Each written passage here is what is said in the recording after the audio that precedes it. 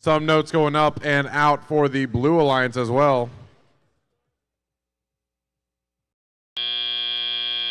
And that's going to mark the end of our autonomous period as we move into Telethon.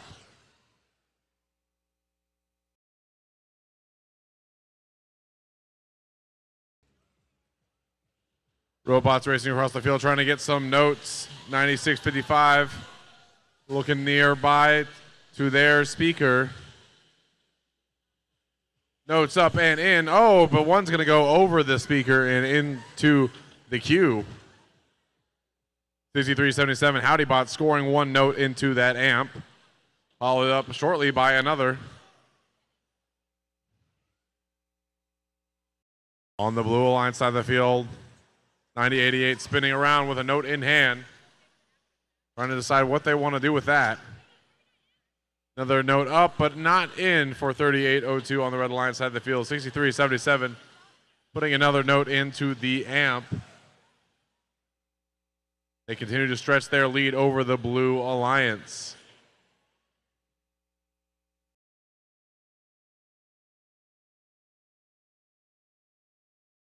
$63.77, Howdy Bot scoring another amp. Oh, that's going to go up and over the Red Alliance driver station as 38.02. Looks like they had another shot up, but they missed on that Red Alliance speaker.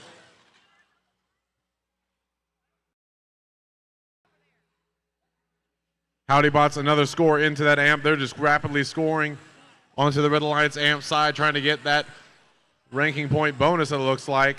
And that's 3 in a row for the Howdy Bots.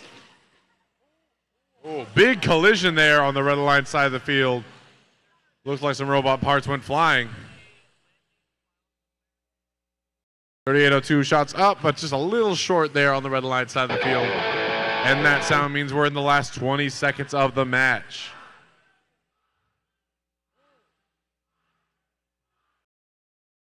$63.77. Looking to pick up a note. They're going to go to climb. Oh, that note almost making it onto the spotlight for the Red and Blue Alliance with 2 seconds left. 1, and that's the match. And that red side and here's the result. A Red Alliance victory. 40-18, the Red Alliance takes the win. And with that victory, they get 2 ranking points for the Red Alliance.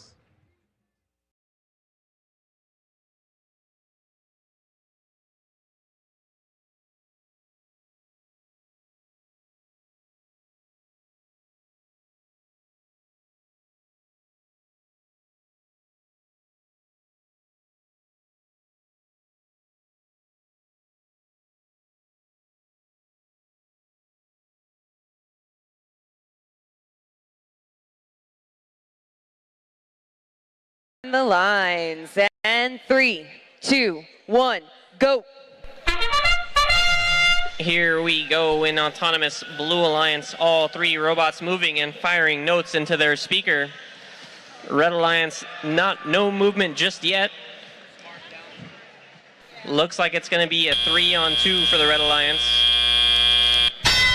Going into teleop, it's Blue Alliance 19, Red Alliance 0. Let's see if they can change that here. Red Alliance is lining up to score a note in their amp. Let's see if they can get it.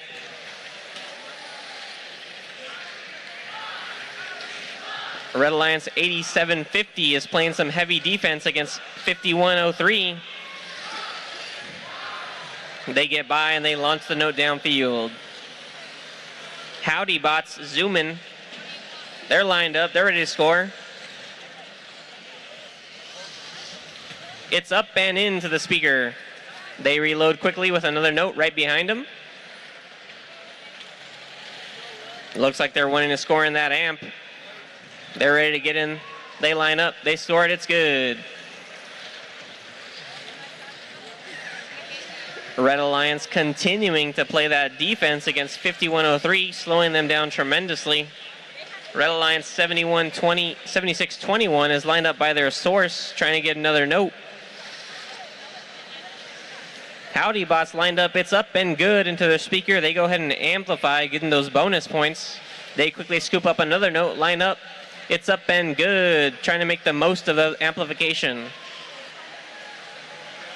As we approach 45 seconds remaining, it's Blue Alliance 45, Red Alliance 0. Blue Alliance continues to funnel notes down from their source to the opposite side of the field. Red Alliance doing their best to try to slow it down.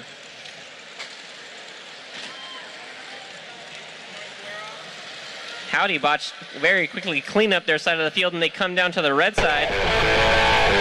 Grabbing another note quickly, trying to get some last-second scores in. Red Alliance looks like we got one robot lining up for a hang as the end game is starting. QM players are starting to throw those high notes up onto those microphones. Blue Alliance trying to get a robot hanging themselves. We got 1 second, and that's the match. Here come your scores. It's the Blue Alliance, 56-2. Blue Alliance is going to get 2 ranking points for that victory.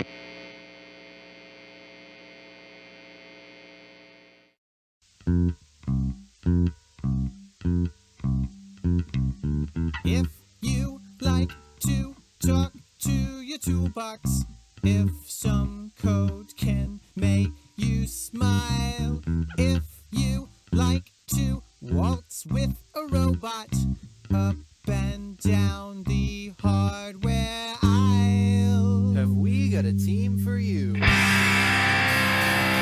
Howdy Bots, Howdy Bots, Howdy Bots, Howdy Bots, Howdy Bots, Howdy Bots, Howdy Bots, Howdy Bots. Guarantee we are friendly, gotta be Howdy Bots. Marketing, programming, getting Howdy Bots. Prototype, market hype, blinding light, Howdy Bots. There's never a show Howdython. There's never a show Howdython. It's time for Howdython.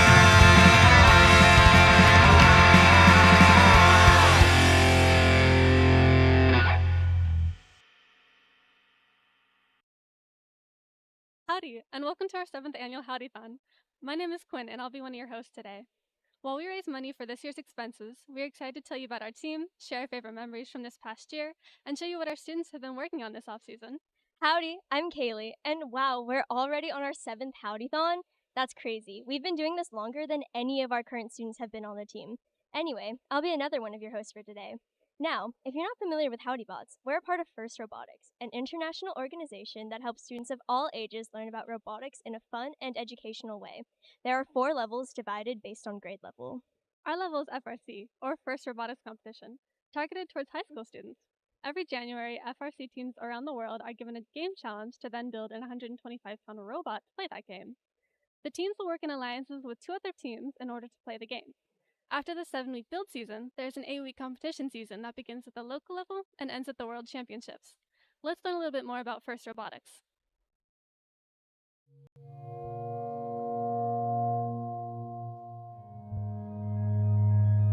This isn't a robot. It very well may have hydraulic arms, a drivetrain, and a circuit board, but this isn't a robot.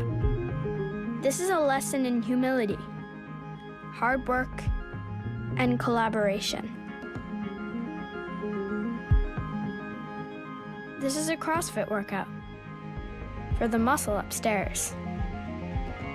This is an apple for the next generation of Newtons. It's a lot of things. But this isn't a robot. This is a roadmap that leads straight to engineering. This is a rock to shatter 1,000 glass ceilings. A rope to pull a generation up and out of poverty. A sledgehammer to break down cultural barriers. And a universal language spoken in every nation on Earth. And because of that, this is a compass that can help point the way to peace. But please, don't think this is just a robot. This is Glastonbury for technology. This is mission control for the next moonshot. This is the Rosetta Stone to help translate the future. This is the sport that will help us win tomorrow. This is the software to program ourselves to cure cancer, build a clean engine, or step foot on Mars. But this isn't a robot. It's a machine to build the people who will change the world.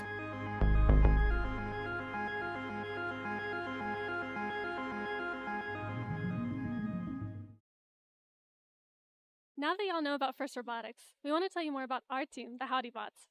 We are a community team that was founded to provide access to competitive robotics for all 13 to 18-year-old students who don't otherwise have access to their school. We started in 2016, working out of a garage with 11 students and 7 mentors, and are excited to go into our 8th year, having grown to 42 students and 17 mentors. Wow, our budget has definitely grown too. Most FRC teams are based in large high schools, meaning they get funding from schools or other organizations. Because we're a community team, we get no automatic funding. We have to raise the money for our robots, competitions, and our shop all on our own, which is why this Howdython is so important to us. Today's efforts are focused on funding our annual program costs for registration fees, robot parts, and shop space. As a community team, we rely on your support to make this program possible. Every dollar we raise enables us to provide this high-quality STEM education program to more students. Funds raised beyond our immediate program costs are used to provide scholarships to students who cannot afford travel or other team costs, to build additional training robots, to upgrade our tools, expand our machining capabilities, and acquire additional computers for teaching. Let's take a look at our annual budget. Our annual costs are $175,000. As you can see, a large part of our budget is the cost of rent for our shop, robot parts, and competition registration fees. The Howdython is one of our biggest contributors to reaching that $175,000 budget. We literally cannot do what we do without your support. You may be asking, how can I donate and support you? Well, we've made a helpful video to show y'all how. Take a look. Howdy, y'all. We'd like to take this moment to urge you to donate to our nonprofit organization, because who wouldn't want to support robots and the next generation of engineers? If you prefer an online experience, mosey on over to our website at howdybots.org. Go to the supporters menu, click the individual tab, and click that big old yellow donation button. If you're feeling extra generous today, click the monthly donation box. It's a subscription to good karma. For those of you who prefer a more personalized experience during the telethon, you can always call one of the students in the phone bank using the phone number listed below. All donations are greatly appreciated. Thank you so much. If snail mail is more of your vibe, feel free to send us a check made payable to ATX Robotics. Our address is on the website. But listen, donations don't just have to be cash. It could be any tools you're willing to spare to us, like old wrenches. Anything is appreciated. Trust me, our robots will love a good fixer-upper. Thank you for your time. There. We would like to take this opportunity to thank the many donors who have given to us earlier this month. We appreciate your generosity very much and hope that you keep following our progress and see the amazing robot we build this year. Jason Romans, David Hobbs, April Jones, Kevin Jordan, Tyler A. Quinn, Angeline Wong, John Buzek, Javier Lopez, Melanie Sir Pursue, Russell Campbell, Taylor Olds, Rajesh Kumar Arcot, Mahesh Waron, Sue Brahmansia, Pam Havol, Mosier, Cynthia Gross, Cheryl Kaplan, and Kelly Felmer. Thanks to your generous donations, we are able to work out of our awesome shop space. This space allows us not only to build robots, but to house our large equipment, manufacture parts, program the robot, practice driving, and execute business and marketing efforts. And don't forget housing all our snacks. We do have a lot of fun here too. Why don't we take you on a tour of this great space? Welcome to the 6377 Howdy Bots workshop. This is where we build our robots from the ground up. Let's take a look inside. Now, we are currently entering the programming and CAD area. This is where everyone does their programming and CADing, obviously. This is where these students have this entire workshop and they still decide to sit on a computer. It's kind of funny. Let's continue into business. This is one of my favorite rooms. It has AC, which is so nice on some of the hot days that we get in this shop. Okay. This is where they do the outreach, fundraising, marketing, and media. It's where everything happens, how you can learn about us. Now, let's take a little bit into one of the machines. Now this is our laser. It can cut stuff like polycarb and wood. Take a look. We've currently cut about a bunch of parts.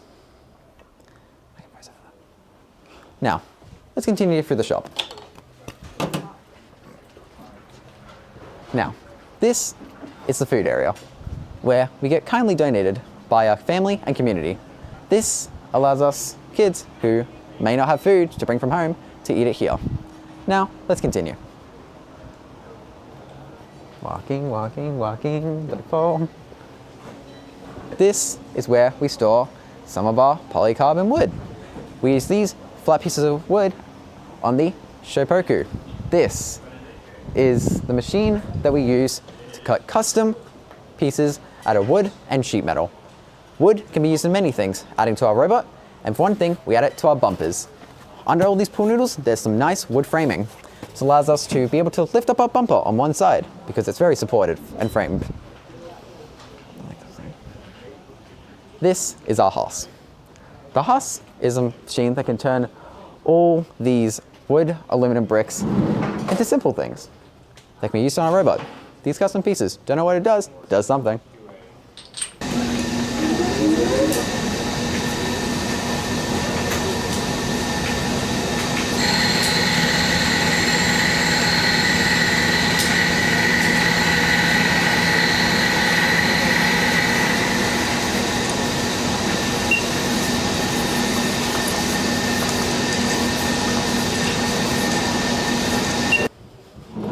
Now, let's take a little bit look into more of the prototyping, or what I call this shop.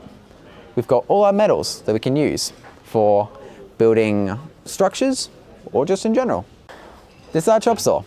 Can chop aluminum, wood. It's pretty useful. Can cut most things that are pretty soft. As some people say, chop go saw go chop.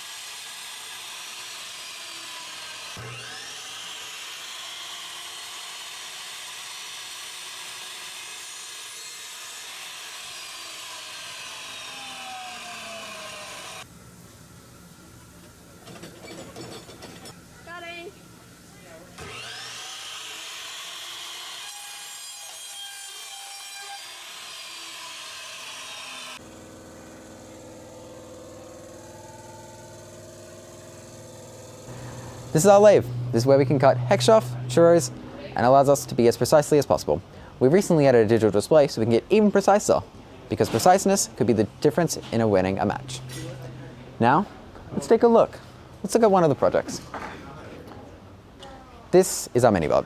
It is 14 by 14 inches. That's pretty small. Let's try and get the smallest FRC robot for this game.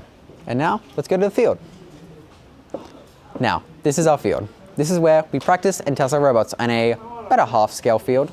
Now these are Rodeo robots. They're pretty useful. We use them to do our robot rodeo, which was very fun and a fun activity to do over the summer. Now this is our robot behind us. This is 2024 robot. Let's see how it goes.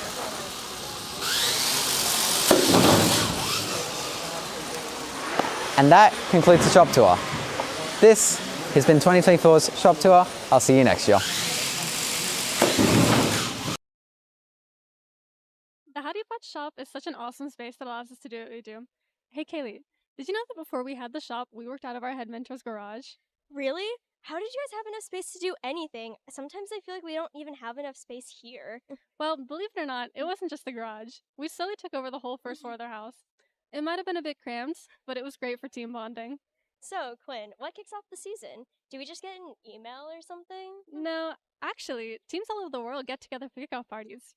We usually go to Dripping Springs and sit in a large auditorium with 10 other teams, and everyone gets to see the game reveal together. It's a very exciting day, kind of like Christmas.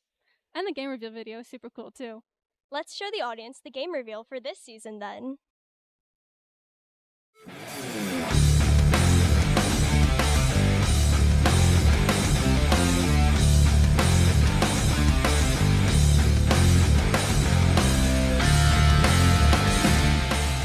Welcome to the 2024 First Robotics Competition Game, Crescendo, presented by Haas. 2 alliances of 3 teams each compete to score or play notes in 3 different field elements, amplify their speaker, get on stage, harmonize, and take the spotlight before time runs out. Alliances earn additional rewards for meeting specific scoring thresholds and for cooperating with their opponents. Robots start each match inside their alliance's starting zone and may be preloaded with a note. During the first 15 seconds of the match, robots are autonomous and can be programmed to leave their starting zone, play preloaded notes in their speaker or amp, and collect and play additional notes. During the following 2 minutes and 15 seconds, drivers control their robots. Robots collect notes from human players at their source and play them in their amp and speaker. Each time an alliance plays 2 notes in their amp, the human player can hit a button to amplify their speaker for 10 seconds. Notes played in an amplified speaker are worth more points than those scored in an unamplified speaker. A human player may choose to play a note scored in their amp to cooperate with their opponent. If each alliance plays a note by hitting their cooperation button in the first 45 seconds of teleop, all teams in the match receive a cooperation point, which will influence a team's rank in the tournament. The number of played notes needed for a bonus ranking point is also reduced. Robots are protected from contact by their opponents when at their podium, off the ground, and during the last 20 seconds of the match while in contact with their stage. As time runs out, robots race to get on stage and deliver notes through the flap and into the trap. Bonus points are awarded for harmony when robots on stage use the same chain. On-stage robots earn even more points if a human player spotlights the robots on a chain by scoring a note on the chain's corresponding microphone. The alliance that earns the most points wins the match.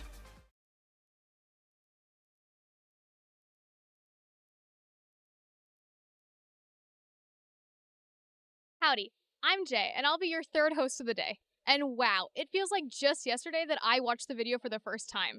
I still remember how eager everyone was to get their hands on the game pieces. And now, kickoff is only 2 months away. What do you think next year's game is going to look like, Quinn? Whoa, you gotta hold your horses, Jay. Before we even start speculating, we need to explain what happens after kickoff. Oh, you're so right. So, once the teams learn what the game is, it's time to build a robot to play it. We have a 7-week build season where we design, CAD, manufacture, build, program, test, and practice with our robot. Then the competition season begins. During the next 5 weeks, we play in 2 district events where the robots are put to the test against other robots in alternating groups of 3 called alliances. After the teams have played in 10 to 12 qualification rounds, the top 8 ranked teams get to choose 2 other teams to form an alliance, which will stay together throughout a double elimination playoff, all the way up to a best-of-3 finals.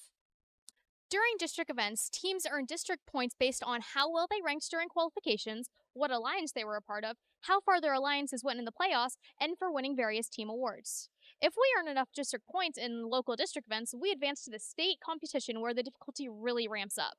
In this Texas-sized competition, we face the strongest teams in the state and try our hardest to gain enough district points to make it to the first World Championships, also known as Worlds. At Worlds, we get to see if all of our hard work pays off in a massive challenge which brings around 600 of the best teams in the world together to have a final battle to determine the winners of the year's game. Worlds is so big, teams are placed in one of 8 divisions that play a full competition within their division. The winning alliance of each of those divisions come together to compete in one additional playoff for the World Championship title. It is a long road, 4 months in fact, but time always flies by during the build season. Once we get the game reveal, we immediately hit the ground running and start designing our robots. Not quite. First, we have to break down the game to figure out what we want to accomplish. Then we can start coming up with designs that match those goals. Oh yeah, we had several whiteboards worth of ideas. It is quite a lengthy exercise. Well, fortunately, we have a whole video explaining the process. Let's take a look. At the start of each season, First releases an animation overview of the annual FRC game. It shows us what an actual played match would look like. In this year's case, it showed us how scoring into the speaker and how the amp works, the important point increasing strategies like cooperation or amplifying, and how to score points during the endgame. Along with the game animation, we are also given an 150-page game manual with all the rules and specifics for the game. This is where we can learn about the specific details of the game, like that we can only score 4 notes during an amplification period, or that we can get ranking points based on the amount of notes we score or the amounts of points we get during the endgame. We have a unique way of approaching strategy even before we start to read the game manual. We first start to make a set of goals for ourselves for the upcoming season. One is always to get to Einstein, one is based on an award that we want to win, and one is about team culture. There are also some mechanical goals, like having a stable configuration within the frame perimeter, or making sure we didn't have any major electrical failures. We use goals like these to solve problems throughout the season, so if we have a decision to make, we will use the previous goals to help guide us. After this, we start to read the rulebook. We take turns reading aloud the entirety of the rulebook to ensure we get a full grasp of the game, sometimes even rereading specific sections several times. Howdy, y'all! Howdy. So, what are y'all up to today? We're looking at the different points and ranking points to see what the best strategies are. Yep. For example, it's better to score 2 in the amp and then amplify so you can score more points in the speaker. In reality, it gets more complicated based on context, and we deal with that. But the basic idea is we try to hypothesize the maximum score in what the game might be. This year was very difficult to find it because of how many notes there were. The highest score in a game this year was 199 points in the Milstein division at Worlds. Other years like 2023 made it so much easier to find an exact number. Thank you. Now, let's go check out our cycling time group. Howdy, guys. Howdy. So why is cycling so important? A lot of the strategy stems off of how fast we can get game pieces, and the meta also stems off of the average as well. So because we could determine that cycle times would be about 15 seconds, a strategy where we will amplify and then do a speaker makes sense, since an amplification period lasts 50 seconds. We determine this by taking in several factors, such as length between scoring place and game piece pickup, the likelihood of there being game pieces in the middle of the field, and field. Thank you, guys. Now, let's go check out our last group, Endgame. Hey, y'all. Howdy. So, how did you guys come to start working on Endgame? Shouldn't that be a different group?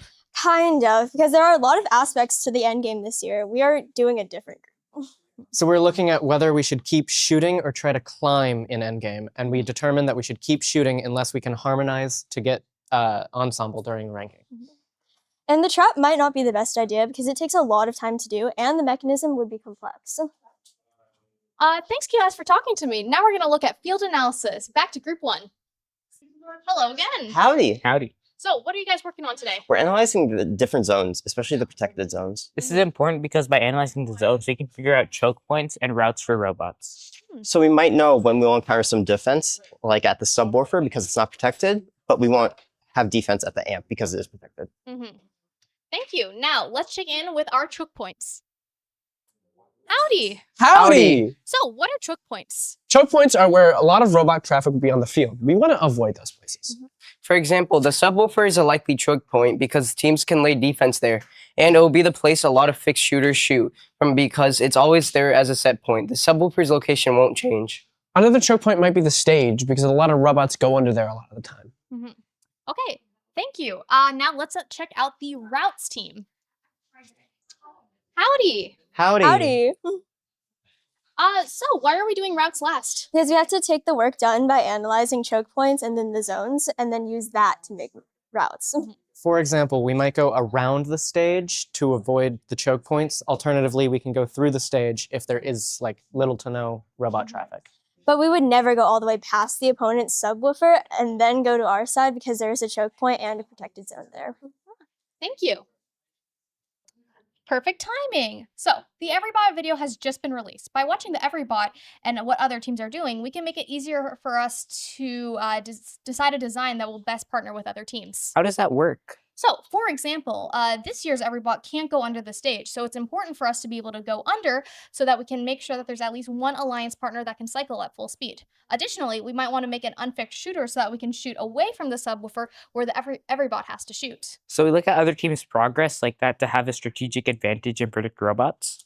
Exactly. And now, since we're done with strategy talk, we can start mechanism talk! Wowza! There's really a lot of thinking that goes into how we want to play the game. There sure is. Setting goals and making sure you fully grasp the rules of the game is incredibly important to team success. Having clear goals ensures we know what we're working towards and helps shape our robot design. But we also know our level of competitiveness needs to increase as the season progresses. In fact, one of the things we look at is what our robot needs to be able to do to be competitive during the first week of competition season, mid-season, at districts, and finally at Worlds. Why do we need to think about what we need to do to be competitive at districts or Worlds if we don't even know if we'll qualify? As you progress through the season, teams become more competitive as they make improvements on their robots and discover new strategies. Despite not knowing if we'll qualify, we like to look ahead to make sure we don't set too low of a ceiling for our robot. What do you mean too low of a ceiling? Well, if we design a robot with the goal of only being competitive at a week 1 competition and don't leave room for improvements after that, then we won't be able to make any improvements if we do qualify for districts or Worlds. A robot design can limit improvements if you're not thinking ahead, and so later we may want to change or add a mechanism, but there's not space on the robot to do that. In this way, we've limited ourselves. Oh, I see. So we want to make sure that our robot can get as better as it can, so as the competition gets more intense. Exactly. Okay, so now that we have our goal in mind, what can we do next? Can we start designing the robot? Almost. We can certainly start coming up with some ideas, but before we lock in any designs, we need to prototype. Oh yeah, I can't believe I almost forgot. Prototyping is super important for testing out early ideas, but you have to be careful not to spend too much time on it. Definitely. There's been a few past seasons we've definitely spent a little bit too much time experimenting. Speaking of time, we wanted to see what our students could prototype in 2 hours. Care to take a look, Jay? Of course. Okay, welcome to MasterBot. Today we will be seeing which one of our teams can build and design better. My name is Clyde. I'm Snehunch. And I'm Arjun. We've got 2 teams of 2 who are going to prototype and design using pieces that were cut on our laser cutter. So each team will design and build a prototype launcher using laser cut parts, and they have 2 hours to come up with their prototype. Let's meet our contestants. Who are you? My name is Jay. I've been on the team for 3 years now, and I am a part of the manufacturing and drive team. And? My name is Astrid. I've been on the team for about 2.5 months, and I'm not on a subgroup yet. And for our second team, we have... My name is Milena Diaz. I'm on manufacturing/electrical. I'm Chance Peterson. I'm on manufacturing or assembly. Now let's see what our game will be. Game. Today, you will be building and designing to throw a wiffle ball the farthest using these laser cut parts. If you use these fish, you will add 6 inches to your time because they're silly. Time?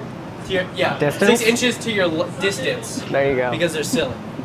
And, and whoever wins will get these amazing teamwork awards. So we'll be checking in with the teams throughout the competition, but first let's highlight the importance of quick prototyping. Time starts now.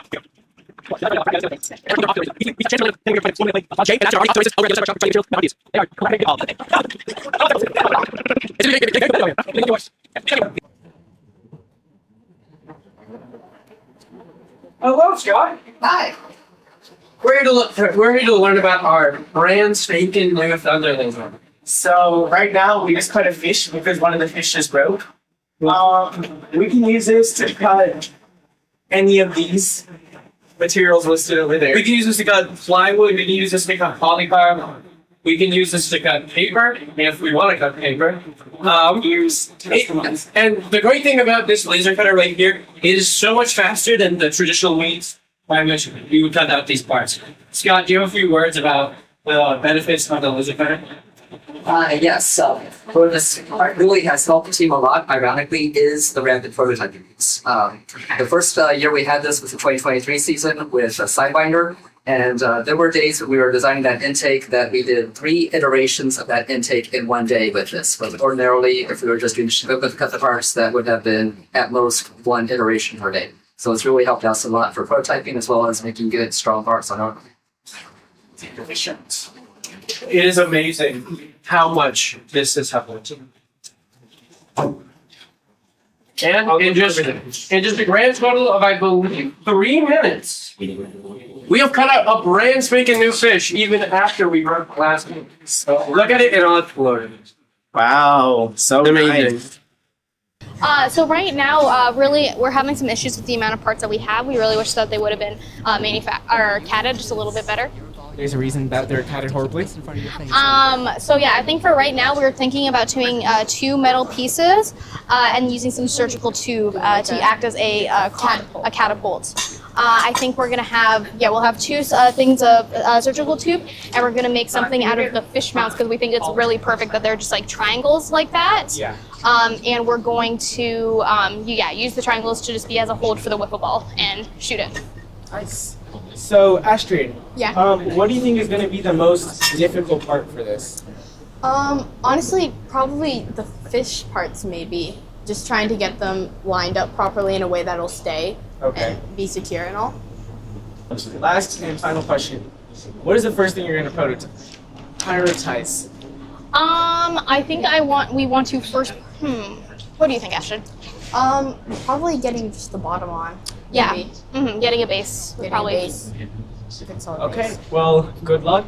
Hope you win, I guess. Thank you. Thank you. Where'd the Bye-bye. surgical tubing go? And you have 1 hour, 15 minutes to go.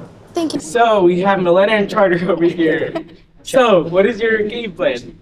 So basically, we're gonna make something to hold the ball, and then we're gonna use, what is it called? We're gonna go with a ballista type design. Ballista. Yes. Never heard of that. Yeah. It's like a giant crossbow that's stationed up so you can just angle it and you pull it back and it shoots like a giant arrow would be for medieval weapons. So, what do you think is going to be the most challenging part? Probably. Maybe to make what holds the ball. I was gonna say with the tensioner with the rope, trying to get the tension right so it actually goes the farthest. Well, yeah, that too. Wait, it has to be the farthest, right? Yeah, we're going for the farthest. I think. So, Thank you. next thing, what are you going to prioritize first? Probably the container that's gonna hold the ball. Yeah. Okay. So that it doesn't move while trying to position it to Do you actually have an shoot. idea of what you're going to Yeah. Yeah. We're gonna use those curved pieces. The arches. 2 of them put together to make a holder for the ball because it fits nicely. Nice. Good luck. I Thank hope you. you win, I guess. We do too. You have 1 hour, 48 minutes to go. All right. Thank you. Cutting! Okay, wait. And the way this works is you have a little button. Here? Yeah.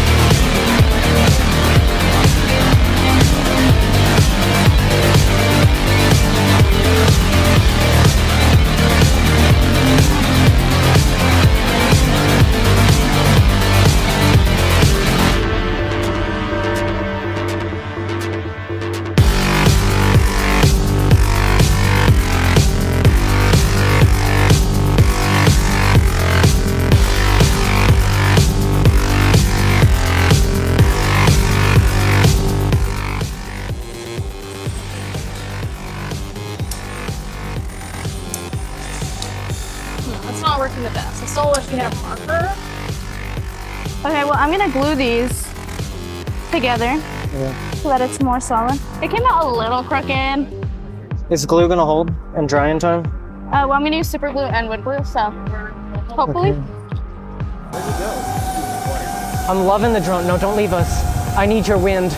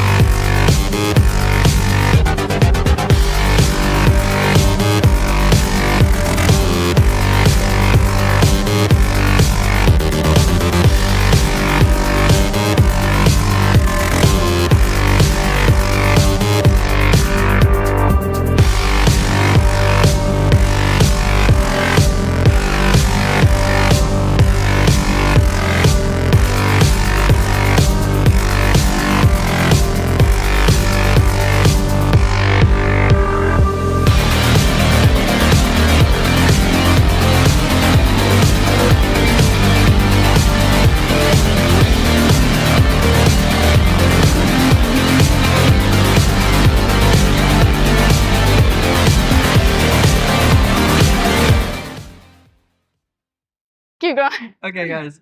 What was your thought process when designing when designing your crossbow? Like, when you were coming out with it, what was the thought Just process? thinking about like what's the most functional. I was thinking medieval weapons because they like to chuck big rocks, and the wiffle ball is like a big rock. I also thought of a cannon for some reason. Cannon? Yeah, we don't have gunpowder, sadly. Very sadly. Next time, add that to the list. Hello, guys. Hello, Jay. Hi. Hello, Ashton. Hello. I have your ideas going up, Lily. Yeah. I've heard that you're doing a catapult. Yep. For your design. How did you come up with the idea for a catapult? And what was your thought process behind it? I think it was really like with since we're not allowed to use we're not allowed to use any motors. There is a limit in how we're gonna get that kinetic energy to be able to shoot out our ball. So I immediately thought something that we have used in the past. Usually use it to like kind of keep stuff locked in, or to kind of like be something to like be a compressed wall. Yeah. But we have used it specifically. I know for 1 year we used it a lot for just like a game to pass the time. But we used surgical tube to help act as a spring. So I think as soon as I heard of something where we you need kinetic energy, I thought of the surgical tube, and then we came up with catapult slowly. Does water the Sure. Okay, That's fine. Doesn't matter. Cameraman back. Should I just Cameraman for the second. Hold up, one more. We don't have a choice. One more, pretty please. Oh, This one. that much you add to it? That's so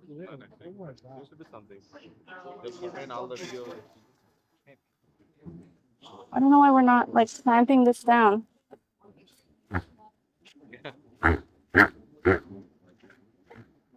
Whatever, good enough.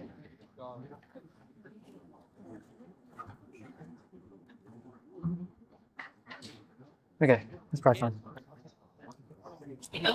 Hey, I see it as how I see it, okay? You want me to say I believe in you no matter what? Yes, please. I believe in you no matter what, Jay. Thank you. You can conquer the world. Or something.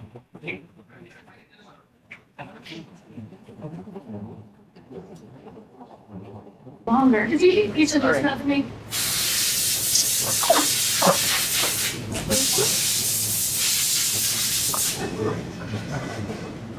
Oh, that's a generous amount of tea. It's generous, but it's crazy. It's crazy. Crazy enough that it just might work. Okay. I'm gonna go out of line if I. No, I feel like that's just gonna hit the blocks. Well, no. Go for Wanna it. crank it a little bit? I can go like right here. Okay, that works. Wow.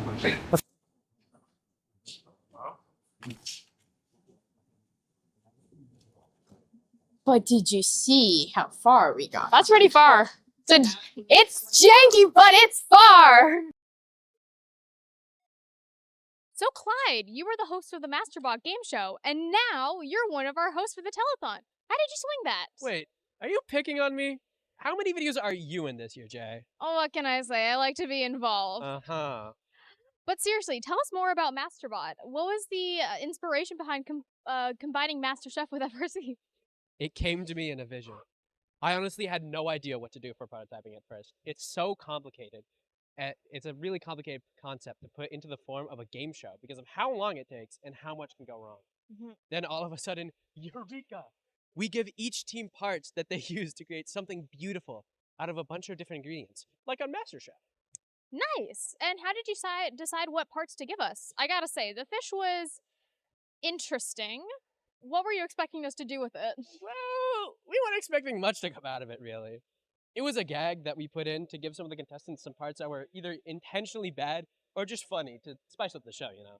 We decided that the fish should award people extra points because you really liked how the fish turned out and wanted to see them put to use. Mm-hmm. And because it's funny. Well, on that note, let's see who our winners of MasterBot are. We are doing a best of 3 tournament. Each team will get to throw once, and then the next team will have to beat them. One team will get to throw once, and the next team will have to beat them. We will start off with a coin flip to decide who goes first. And whoever wins twice will be crowned the best in bed. Look at yeah.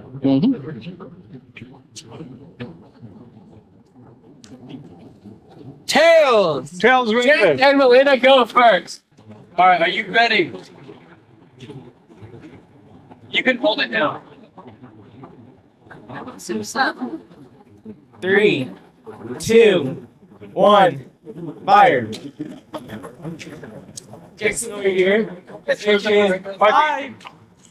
5 feet. 5 feet. 5 feet. Plus 6 inches. Plus 6 inches. Since they used the fish in their design, they get an extra 6 inches, which means they have 5 feet and 6 inches. Now, let's see if Jay's team can beat them. 3. 3. Oh, okay. Like sit on table. I got somebody hold on. I got it. Yes. 3, 2, 1.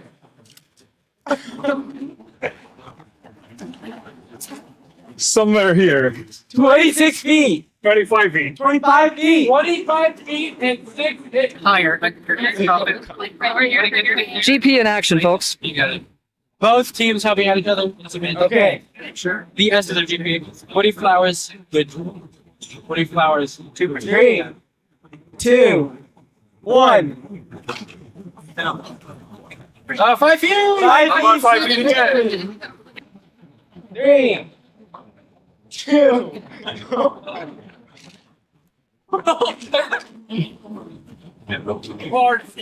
26 feet and 6 inches. 26.6. 3, 2, 1.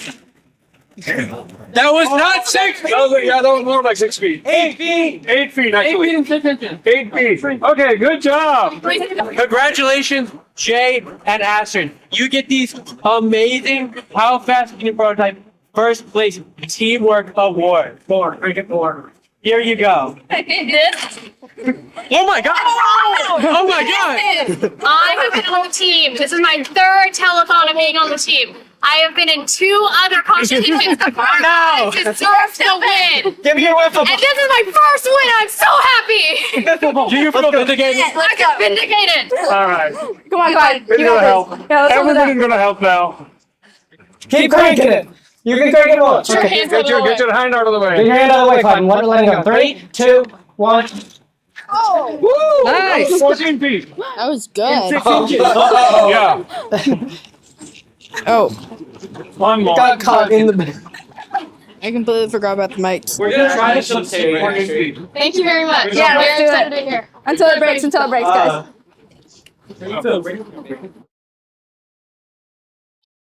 That was certainly chaotic. And don't I hear you say you'll shave your head if we reach 25,000? Yes, you did. What can I say? I got caught up in the excitement of MasterBots. That's understandable. It's an amazing game show. Maybe we'll let you raise that to 35,000 to make our viewers really work for it, you know? And that's why rapid prototyping is so important to our success each season. Ideas never seem to go as well as you think they will when they first come out of your brain. It is great to see how fast our students can work under time pressure, and we're really going to need that during the build season. In addition to our students being fast, we made a few other changes to speed up the process, such as our laser and prototyping tools. The laser is one of our newer machines that is great for cutting polycarbonate sheet and wood. It has really sped up the prototyping process, and we can use it for our famous wooden badges. And when our prototypes need a little more structure, the prototyping tubes come in handy. There are varying lengths of tube we run through the CNC mill. The mill drills a bunch of standard bolt and bearing holes. This allows us to securely bolt on hardware or other components without the hassle of having to drill a bunch of unique holes. It also creates much more rigid prototypes that give us consistent results. The idea for these tubes first came from one of our founding students, Dunnigan, and we make them in-house. We are really proud of these tubes and how they've improved our prototyping efforts. Now that we've talked about game analysis and prototyping, is it time to talk about the robot? Almost, but before we do, let's check in and thank our most recent donors. A big thank you to Eric Skiles, Dustin A. Munson, Christy Erickson, Barbara Douglas, Rohini Putaba Savia, Hussein Ariswala, Eric Bronson, Miher Kucher, Lynn Jewell, Ashley Eichler, Kanchan Pudaswamy, Nancy Smith, Rakesh Arun.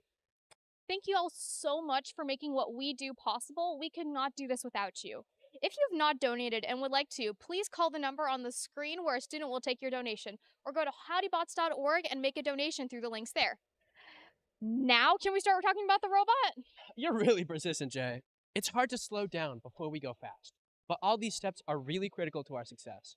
But the moment has finally come. It's time to build our super duper cool robot. Let's take a look at this past season's robot design. Finally!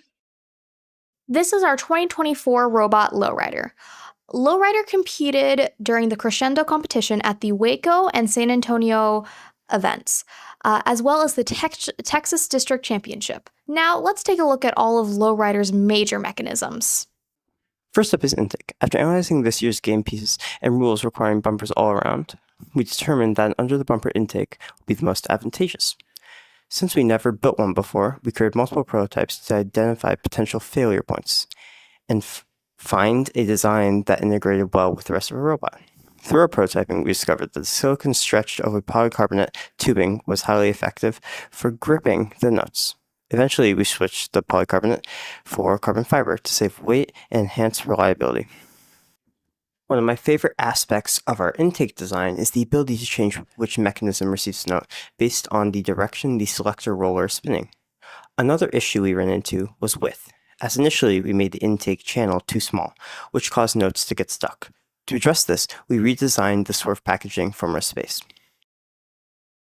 Using trial and error, we found a material to help grip the ring. Next, let's discuss our turret. At the beginning of the year, we anticipated heavy defense against a subwoofer. To counter this, we wanted to ensure our robot could score from various locations, making it less reliable on the subwoofer. The turret, combined with April tag sensing capabilities, allows us to score from multiple angles and distances, even under defensive pressure from other robots. Passing a note through the center of the robot posed another challenge. We couldn't tie an encoder, which measures rotation, one-to-one with turret movement, so we developed a solution. We used 2 encoders on the main body, allowing us to calculate the rotation of the turret using the Chinese remainder theorem. A simplified analogy is thinking of it like a clock, where the faster encoder acts as the minute hand and the slower one as the hour hand. We discussed that there would be heavy defense against the subwoofer, so that having a turret with April tag sensing capabilities would allow the robot to score points that aren't against the subwoofer. Now onto the shooter. This component was challenging. Our initial prototype performed well, but when we transitioned to CAD and built the design, the results were inconsistent. We discovered that our old feeder was squeezing the note and pulling it in multiple directions, leading to these inconsistencies. To solve this, we experimented with different speeds for each side of the shooter to fine-tune the range and minimize issues like slipping or note slipping midair. We also added a beam brake sensor to provide feedback for the driver, indicating when the intake was complete and when the robot was ready to fire. Next up is our AMP mechanism.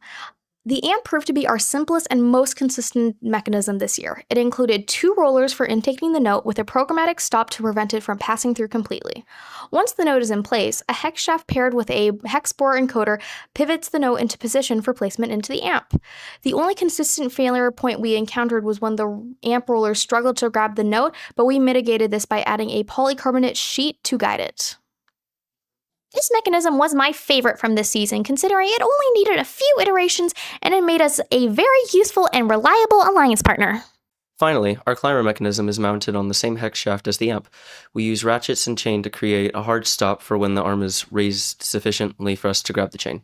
The encoders help us lower the arms and lift us off the ground. Initially, our hook was about 5 inches longer, but we had to shorten them after the first competition because we weren't getting high enough with them that long. We ended up deciding later in the season that the climber wasn't worth the trouble for the small amount of points that it got us. Of course, we still kept them on the robot because they act as great decorations. And that wraps up our overview of Lowrider's mechanisms. Say goodbye, Woody Quackers. Goodbye, viewers. So, Jay, what was your favorite mechanism from this year's robot? Personally, mine was the AMP mechanism. It was a really simple design, but it was really consistent. It was really elegant. My favorite mechanism was the intake. It was our... Hey, Rhea.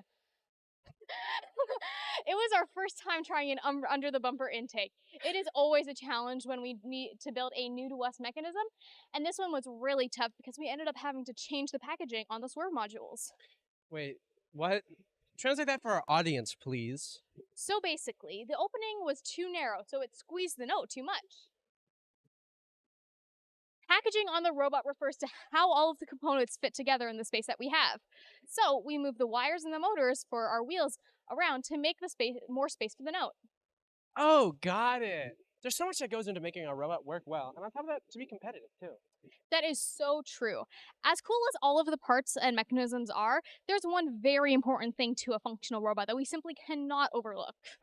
What's that? I'm pretty sure there's nothing more important than the actual robot. Duh. Programming. Oh, you're right. Programming is just as important as the mechanical aspects. Without it, we wouldn't be able to drive the robot at all.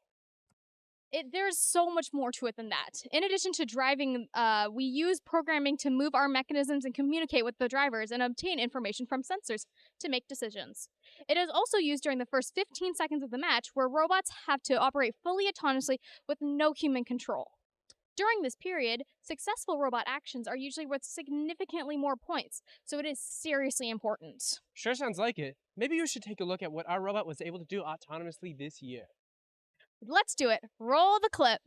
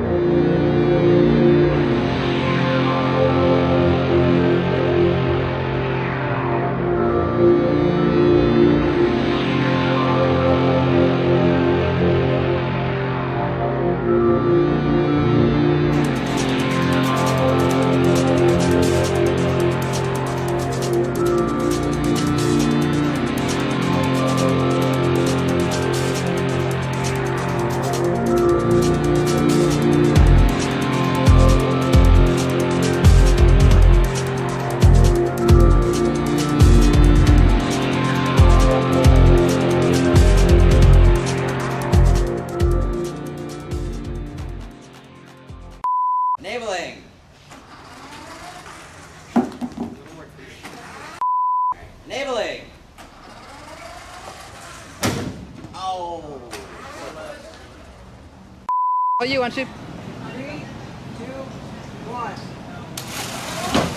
I missed you. And then you didn't do anything. Great. So now we have a robot built and we have our autonomous routines ready to go. Next up, competition. Well there, partner, not so fast. That them robot is dangerous, and I don't always trust them programmers. And you never know when a driver's gonna run into a cactus. Wow, Jay. You went full Howdy Bot there for a minute. But you are right. I've got one of the most underrated items on the robot that is really quite time-consuming to build. Our bumpers. We can't compete without them. That is true. They are there to protect all of the robots on the field and the field elements. In fact, I have been responsible for building our bumpers the last 2 years, and I take the job very seriously. I'll say, I can only guess at the depth of your knowledge of FRC bumper lore. In fact, you're going to give our audience a little crash course in bumper education, right, Jay? There is nothing in the universe that I would like more. Oh, okay. Guys, I think doing bumpers for 2 seasons has made Jay a bit crazy. Before we went live today, she bet me she could talk for 5 minutes straight about nothing but FRC bumpers. Let's give her a moment to get ready. In the meantime, let's roll our How to Donate video. Howdy, y'all.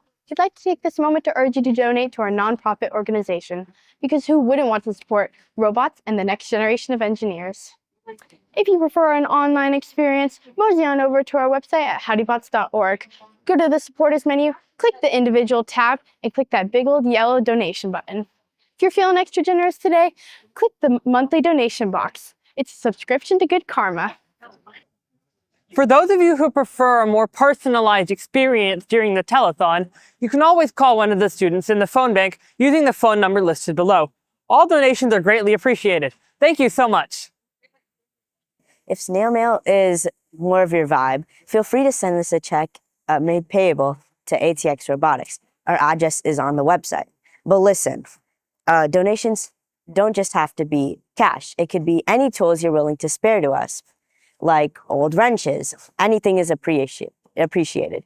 Trust me, our robots will love a good fixer-upper. Thank you for your time. Hello there. I am Jay. I am the bumper master, if you may, and I will be talking to y'all for 5 minutes straight about bumpers. To start, I would go a little bit about the history of the bumpers, but that was a really hard topic to talk about. Overall, you should just know that bumpers are some of the most important portions of the robot. It protects other robots, it protects the field, and it even protects people.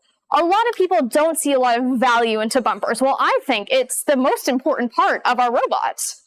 A lot of people tend to not put enough seriousness into their bumpers, and that makes them not the most competitive teams. So today I'm going to be talking to y'all about a little bit of the process of making bumpers. I have been doing the bumpers for 2 years now, and there has been 2 very distinct different processes that we've had for our robots. So first off, to make your bumpers, you have to have a design of your robot so you know where the frame, what size frame perimeter you want. In this design, it will also talk about some elements of the size of your bumpers, but also the specific shape. In this past year, we had a under the bumper intake, which meant we had to have a raise in our bumper so that the note could go underneath. We had to design this into CAD so that our plywood would be able to account for this raise. As soon as we have this design, we can give it off to the manufacturing team where they will tool path it and manufacture it with our Shapeoko router. After that's all made and we have them all stapled together, or screwed and glued together, then we go on to noodles.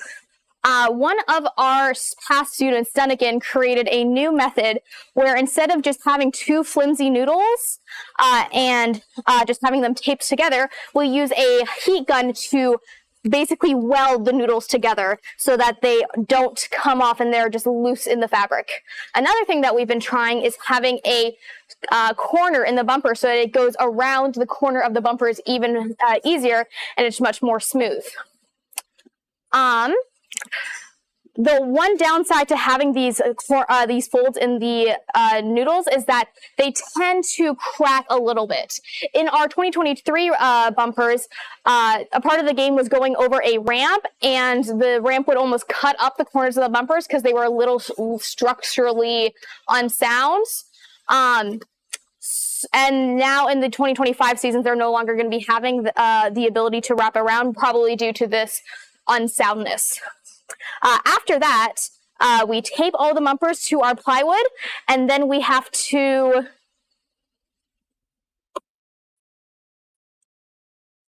fabric our bumpers.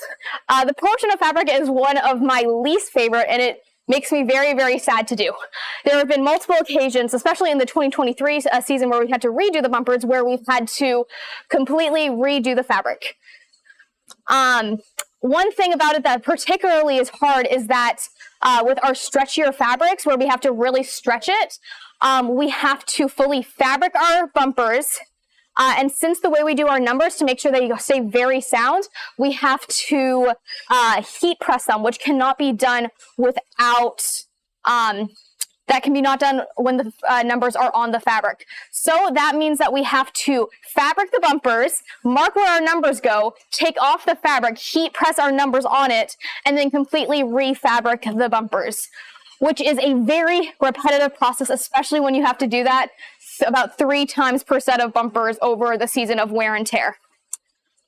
Another thing that takes a lot of time is the folding of the fabrics.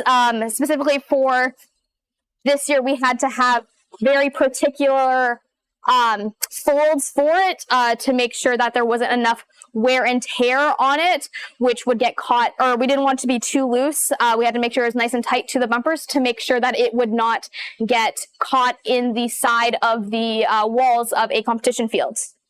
Bumper mounts have also always been changing every single year. In 2023, we used a little lathe shaft like this to put in a hole, and then we would lock it like that.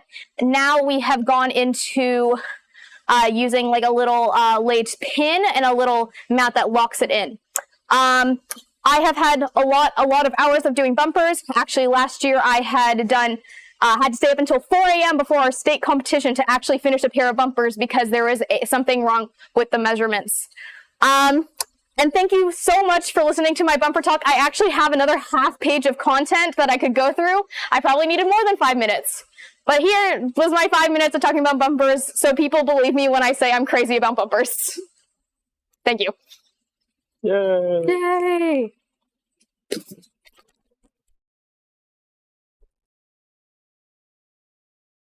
Wow, that was impressive. As you can tell, she could have definitely kept going. Howdy everyone, I'm Rhea, your final MC for this year's Howdython. Welcome, Rhea. At this point in the season, we're in crunch time. Our first competition is around the corner, and we'll spend as much time as we can driving the robot and using the mechanisms. We do this so the drivers get experience controlling the robot and its actions, and also to test the effectiveness and durability of the robot. This can be hectic at times. Because if a mechanism on the robot needs to be repaired, the programming team needs to change our code, or tests need to be run, so the robot can be out of commission for a while. Yeah, every sub-team needs time on the robot to keep making it better, and the drivers want to keep driving as much as they can to improve their skills and muscle memory. When we get close to the end, we have to make tough decisions about who gets the robot next and how much time they'll have with it. But eventually, it's time to stop all our work and pack up our robot for competition. I think that's everyone's favorite part about FRC. Yeah, I love the adrenaline rush of competition. It's so fun to see all the other teams' robots come together. To give our audience a sense of the excitement, let's take a look at some of the season's highlights from this year's competition.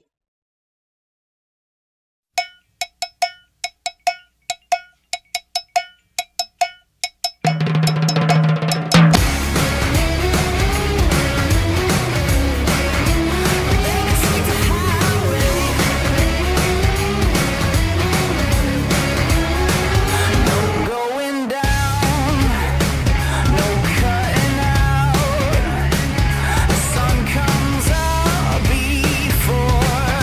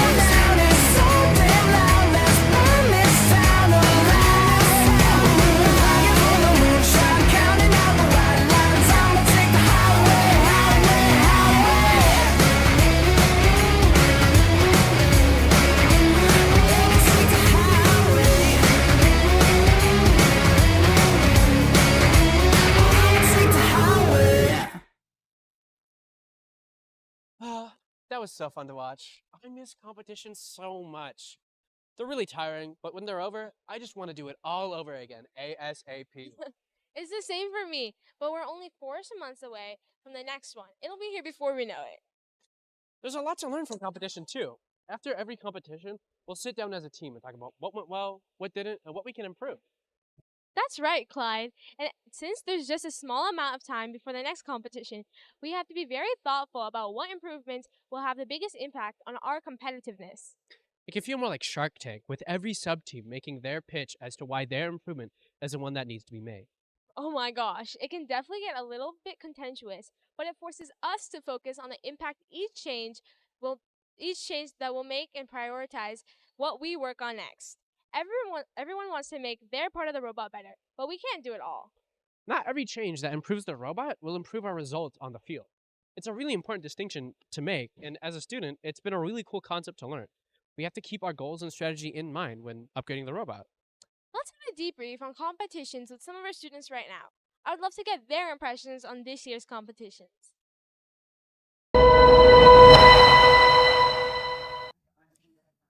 Howdy, I'm Myron, and today with my co-host, Pranav, we're going to be interviewing Arjun, Shelby.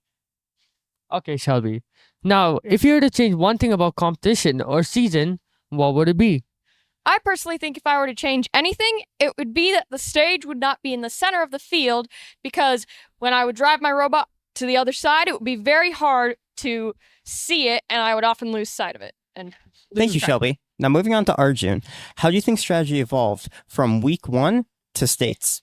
I think strategy evolved because in week 1, most teams would do a full field sprint to the source and come back with the note and put into speaker. While that kept their note safe, it was very slow, and as more competitions went on and more quals, more teams just found it more effective to have one of their alliance members go to the source and lob up the notes to the speaker, where another one of their alliance members could put it into the speaker.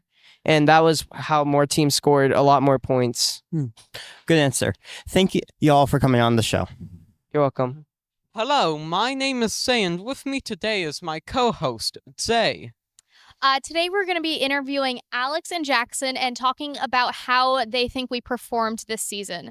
So, Alex, you were really involved with the strategy throughout the entirety of the season. Do you want to make any comments about our performance at the district champions this year? Yeah, so for district championships, we were performing well our first day. We were holding a picking position, and then on the second day, for our last few matches, we had some mechanical issues that happened with our shooting system.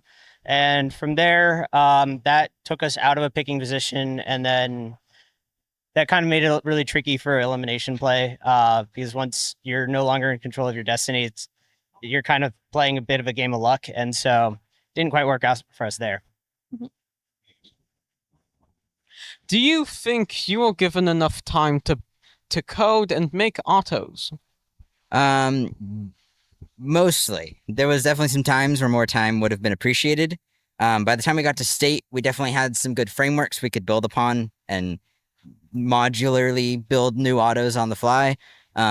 Didn't help that there was a minor miscommunication and we changed our tread, which threw off all of our autos, so we had to scramble to retune that before our first few matches. But for the most part, it was a decent amount of time.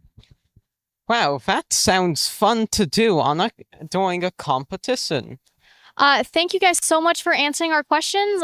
State definitely sounds like it was an interesting experience to go through. Those were some great questions and great answers. I always love hearing what everyone thinks, don't you? And opinions will change based on your role at competition and how things went. To do what we do, it takes a lot of different people doing a lot of different things. And competition is long. We frequently put in 12-hour days. It definitely is a grind. The whole season is a grind, really. But we come back year after year. Are we crazy? That's because it's also really fun. We work hard and play hard here. It's important to raise funds each season, so there's so much going on. That's right, Ria. Let's stop for a moment and check in and thank our most recent donors.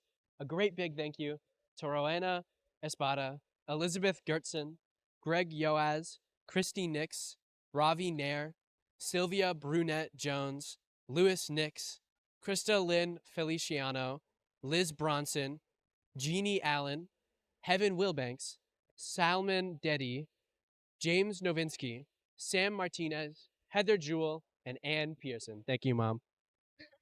Thank you to everyone, including Clyde's mom. It means so much to us. If you have not donated and would like to, please call the number on the screen where a student will take your donation. Or go to howdybots.org and make a donation through the links there. Let's get back to Telethon. Like we were saying, we have fun every day. Let's take a look at some student hijinks that keep us laughing through a tough robot season.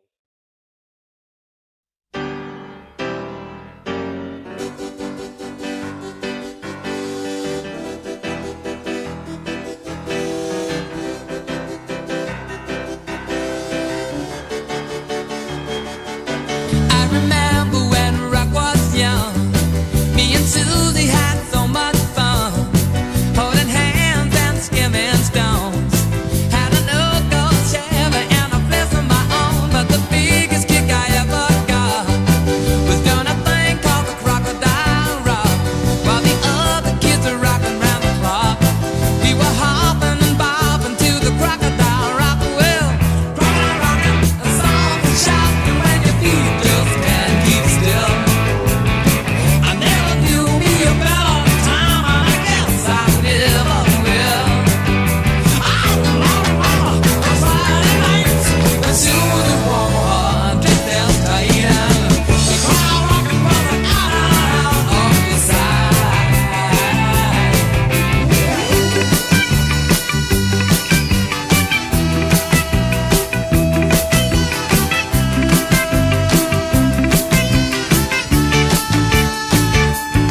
But the years went by and the rock just died. Susie went and left us for some foreign guy. Long nights crying by the record machine, dreaming of the Chevy and the old blue jeans. But they never killed the thrills we got, burning up to the crocodile rock, learning fast as the weeks went past. We really thought the crocodile rock would last. Well, crocodile rocking, a song and shocking when your feet just can't keep still. I never knew me a better time, and I guess I never will. On Friday nights, the Susie wore her dress as tight, the crowd rocking was out on the side.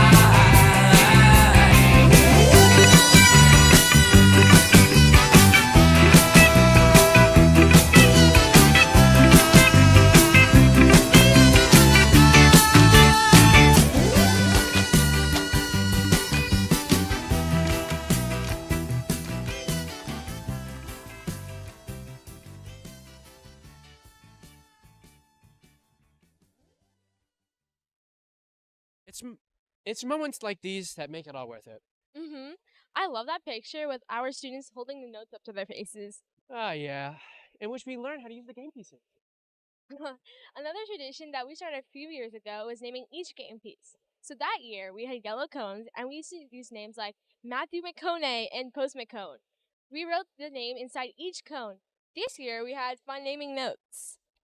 Yeah, this year we had Note, Orias B.I.G., and Note, Ali Portman. Get it? Like Note. What other ones did we have? One that was so bad that it was so good. Benedict Cumbernauld. That still makes me laugh. Ah, good times. We have sadly come to the end of our season. But we leave with so many memories and new friends. In addition to bonding as a team, we've also become closer to the other robotics teams from all over. We often practice with other teams, and sometimes we'll play fun pranks on each other too. Yes, my favorite recent prank was placing flamingos in mini cowboy hats in the lady can's pit and also hiding 2 t-shirts. They started it by hiding a t-shirt in our pig cart that took us months to find. They kept asking us if we had found it somewhere, and for a while we thought it was just psychological warfare. And then one night, we were so determined to find it, and after an hour of careful searching, every nook and cranny in the shop, there it was. Finally. We love our FRC friends. They're always there to support us. For this telethon, we reached out to some of our friends and asked them to play some FRC trivia. Let's see how they did.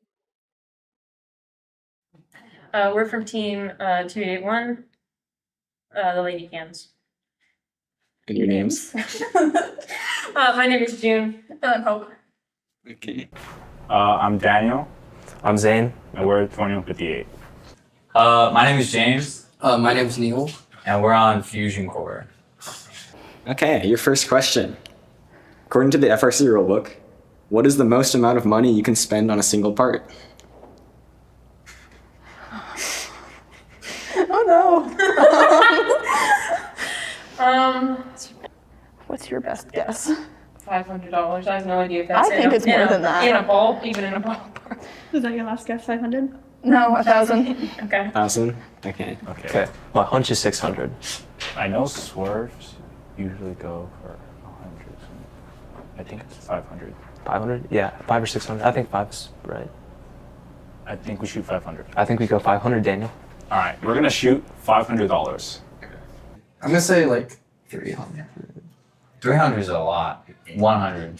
No. This is like a single cost. So one Yeah. module is a single part. Yeah. Yeah. That's a lot. What did you say? You said 300? I feel like it's 300. There's some parts that cost a lot. Okay, bro. Like then.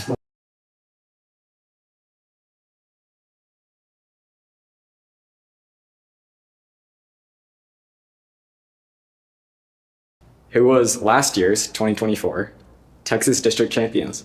My first thoughts are Torque or Kryptonite or Robonauts. I'm most confident in Robonauts. Okay. I know 118. 118. Energy Heroes. So and Robochargers. yeah, so 3005, 118, And 58, 92. Oh, okay. And, Energy Heroes. Those are three? Yeah. Okay, it's 2024? Yeah, so it's Energy Heroes, Chargers, and 118.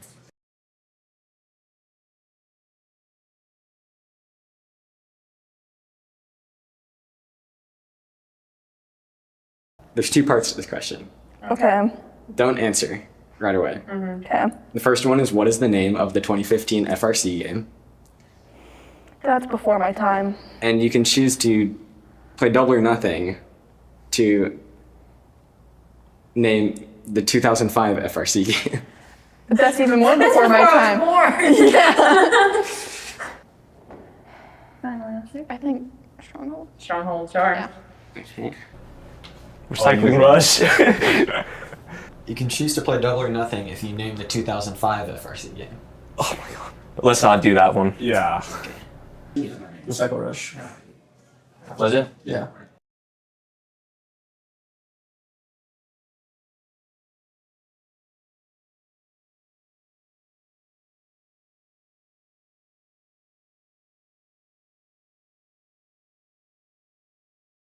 How many notes are available in a crescendo match, including the extra notes in the source and not including the high notes?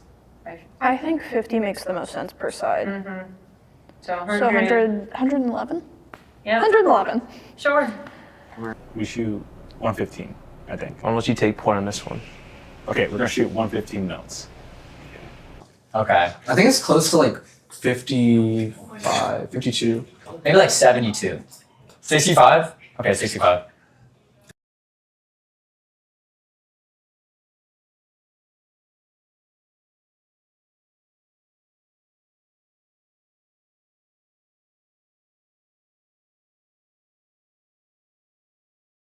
Name as many Hall of Fame teams as you can. Coconuts from last year. Is it Red Barker? Frog Horse. Robo Lancers. Robolancers. High Rollers won at one point. Frog Force. Frog Force. Cheesy Poofs. Cheesy Poofs. Coconuts. Coconuts. Gacko. Garrett Coalition. Coalition. 254. 254. Barker. Holy Hawaiian Cow. Kids. Holy Cows. High Rollers. Rush did win it. Rush, Wild Wild Sang Sang. won it. Bomb Squad won it, I feel. Oh, Robo Lancers won it. PNTR, yeah, you're right. Yes, PNTR. PNTR. Chief Delphi. Chief Delphi, Delphi's yes. won it. Yeah, no, I think we're good. I think we're that's good. it.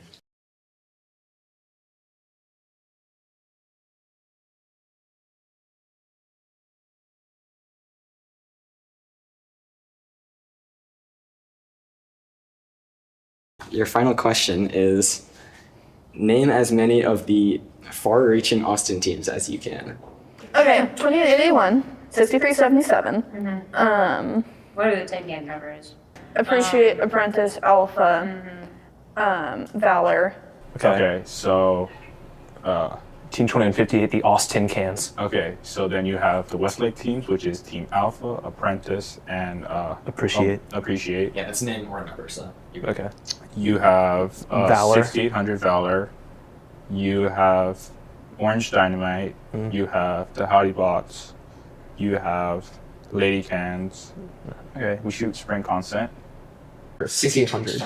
Appreciate, Apprentice, Alpha. Yeah. Awesome Cans, Lady Cans, Howdy Bots.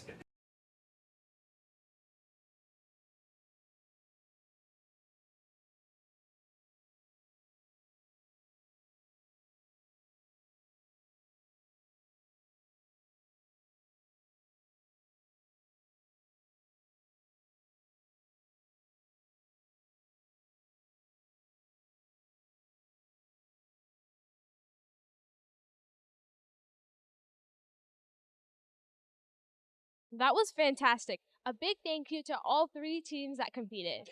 Absolutely. You know, Ria, while we celebrate our successes, we also think about how to do it better next year. It is really important. It is really all about continuous improvement over here. Mm-hmm. And it's not just about the robot, but also a team as a whole. We want to make sure we are working well as a team, developing our skills and listening to all ideas students have for making things better. Let's talk to some of our students now and get their thoughts on these things. I'm interested to hear their feedback and what they're wanting to do next year. Hi, I'm Brace. And I'm Myron. Today we're interviewing Bondon and Josh. Now, could you all tell us a little bit about yourself and what sub-team you're on? This is my 4th year in FRC, and I'm on the CAD sub-team. This is my 3rd year in FRC and 2nd year with the Howdy Bots, and I am in the programming sub-team. Now we have a few questions for you. If you could choose one skill set to learn, what would it be? I would probably have to say it'd be CAD, because it would give me something to do at the start of build season, as well as just like a great skill set for personal projects. Thank you, Josh. Now, Bondon, what is something you can take from last season and apply it to the upcoming season? I think last season we got a little bit ambitious with our design, and that caused us to fall behind. So this year, I think we're aiming to keep it simple and bring a good, solid robot to week 1.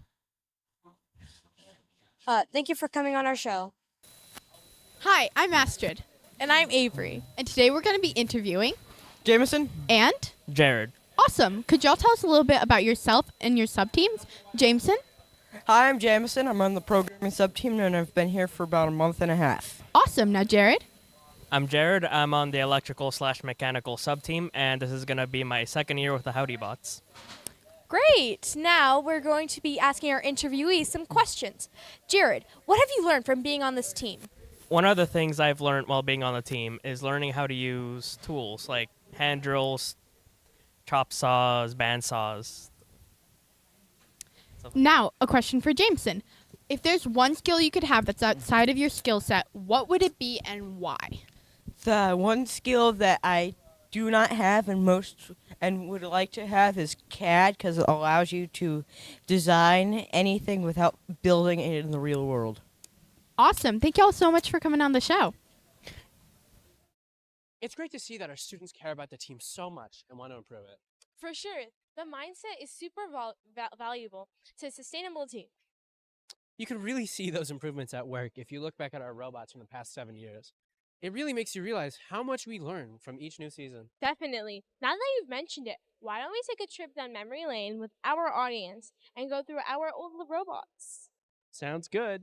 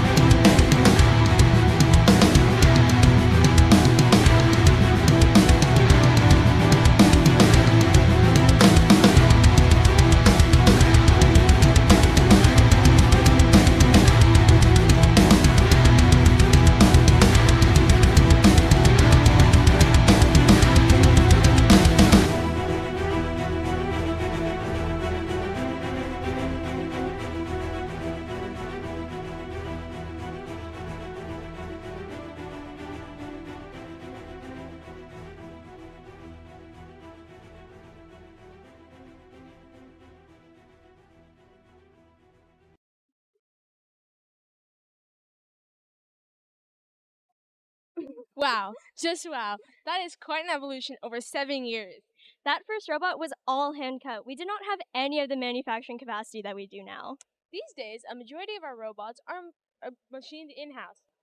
We are so lucky to have these machines and a place to house them. It is another skill set that we offer to our students that they can take directly into the working world. It is a unique opportunity that most students do not get to have. Either they do not have access to the machines or for liability reasons are not able to interact with them.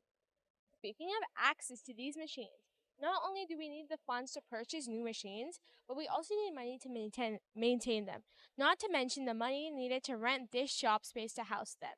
Yes, to do what we do isn't costly. That is the reason for this telethon, to raise money so that we can keep teaching and inspiring students in STEM through FIRST Robotics.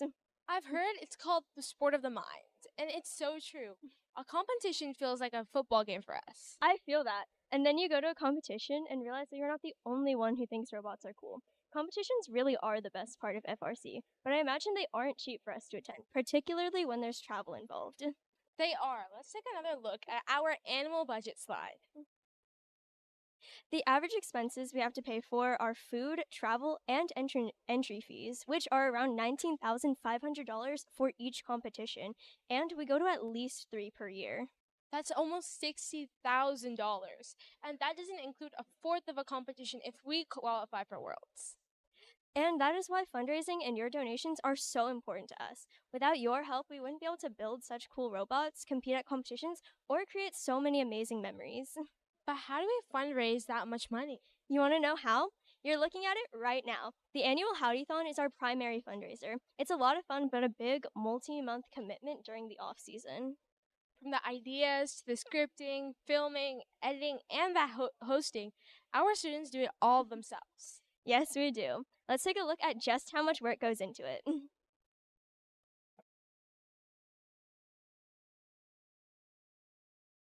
As a community team, the Howdy Bots have always had to find creative sources of funding. Starting back in 2017 and held every year since, the Howdython has been our main fundraiser and is what allows us to compete each year. It is styled after the old TV telethons, with hosts, informational and fun skits, and a live phone bank with students taking donations throughout the whole event. The Howdython is a multi-month production, planned and built entirely by the students. They come up with all the new video ideas, and write scripts, film, and edit all the content by themselves. This has been such a fun off-season project each year, and we always get a kick looking back at some of our old videos. Howdython planning usually kicks off in September. We start by brainstorming new ideas for the year's Howdython, finding fun but informative ways to share all aspects of what we do and our team. While we love making humorous videos, one of our goals for the Howdython is to introduce prospective donors, volunteers, or students to the world of FRC and how we do things on our team.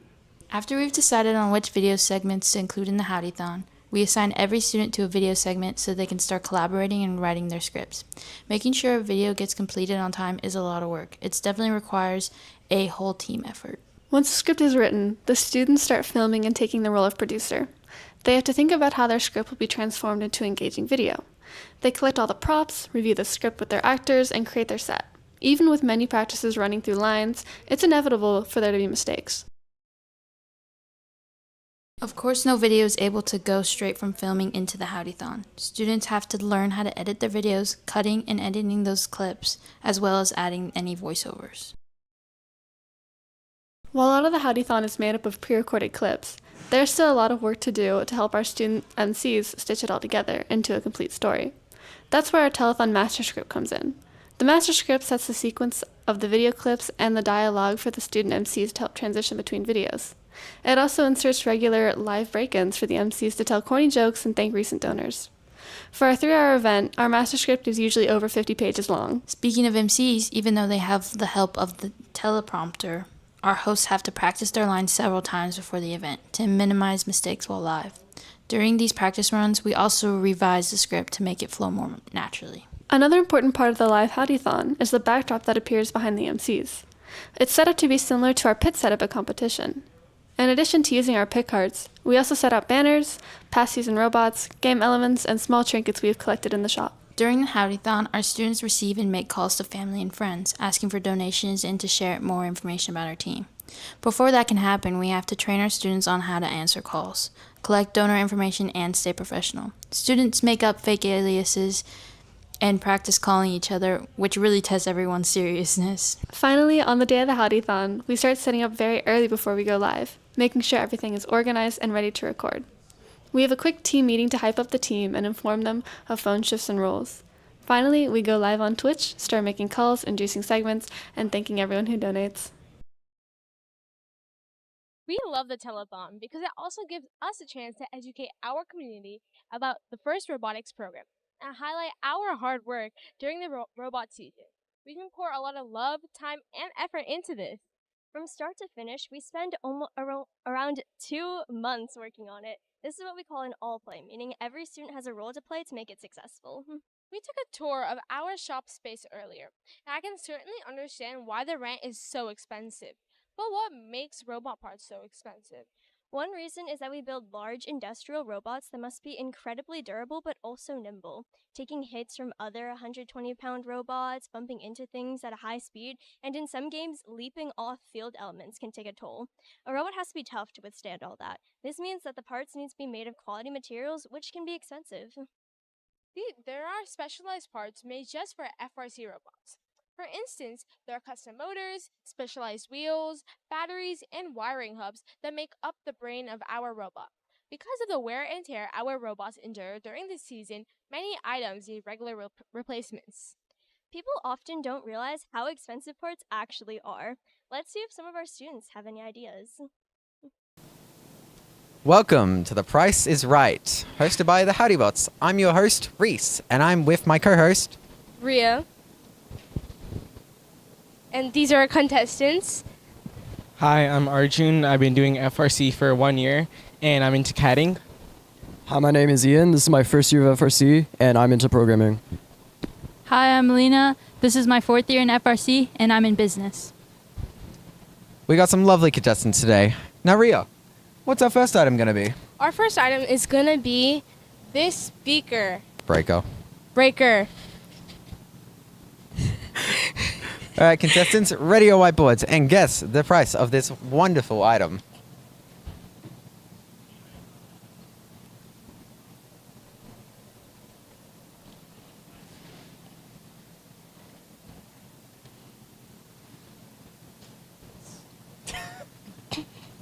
You might have to retry.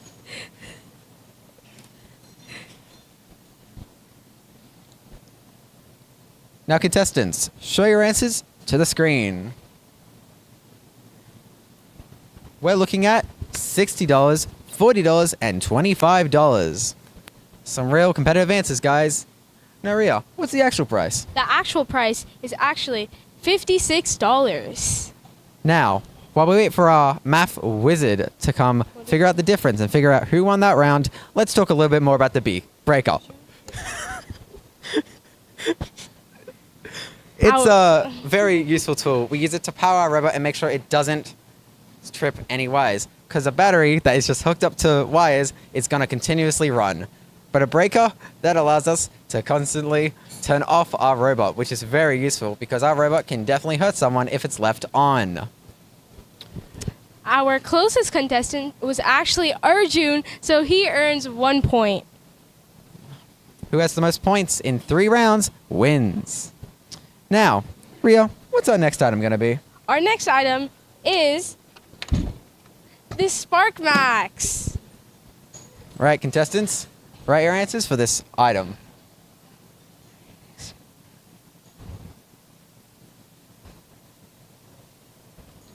everyone ready? Now show it to the screen. We're looking at $35, $10, and $20. All right. And Ria, what's the actual price of this item? The actual price of this item is $90. That's a high price, guys. Definitely lowballed it for you guys. Okay, Arjun, again. Now, let's talk a little bit more about this Spark Max. It is a great tool. It is a motor controller. It allows us to control our motors and set what we need to set. It can tell it to motor to go backwards and to go forwards. Character. And it's very useful. And also, it has the ability to be able to read a sensor which allows to tell you how much it's rotated. It's very useful. I've worked with these a ton in my time of working on the robot and drive base. Our next point goes to Arjun again. Wow, 2 points in a row. That's impressive. Now, Rio, what's the next item going to be? Our next item is this Karen motor. Kraken motor. Kraken motor. Kraken motor. It's a Kraken. It's a wonderful motor. Now, contestants, write your price guess for this item. Is everyone ready? Show it to the screen. We've got $450 dues, $50, and $120. Rio, what's the actual price of this item? Our actual price is $299.99. That's pretty high. Now, while I wait for our math wizard to figure it out, let's talk a little bit more about the Kraken. Again? This is a really strong motor. I think it spins a ton. Can't remember the number. All I know is that this is one of the most powerful motors that we have in this shop. We used it on our last year's robot to supply the pushing power of our drivetrain. See, we used Falcons to be able to spin the wheels, but we used Krakens to drive the wheels. It's a real strong motor, and I think it's great for our next year's robot. Is everyone finished over there, or are we still talking? Our next point goes to Arjun again. 3 in a row? Man, you guys can't beat them. Yep. Well, that's all the 3 items. Now, as you can probably guess, this has been a real one-sided battle. So, Arjun, seems like you have won the Piston Cup. It's the most manufacturing medal I could possibly think of. Now, would you like to say a few words? I would like to thank my mom for giving birth to me. I wouldn't be here right now. And that's it. That's wonderful. Thank you. See you next time on The Price is Right. Yeah. Wow, some of those guesses weren't even close. Robot parts are not cheap, and we need quite a few to make our robot do all of the things it has to for the game. And of course, when newer, faster motors are reduced, we just have to get our hands on them.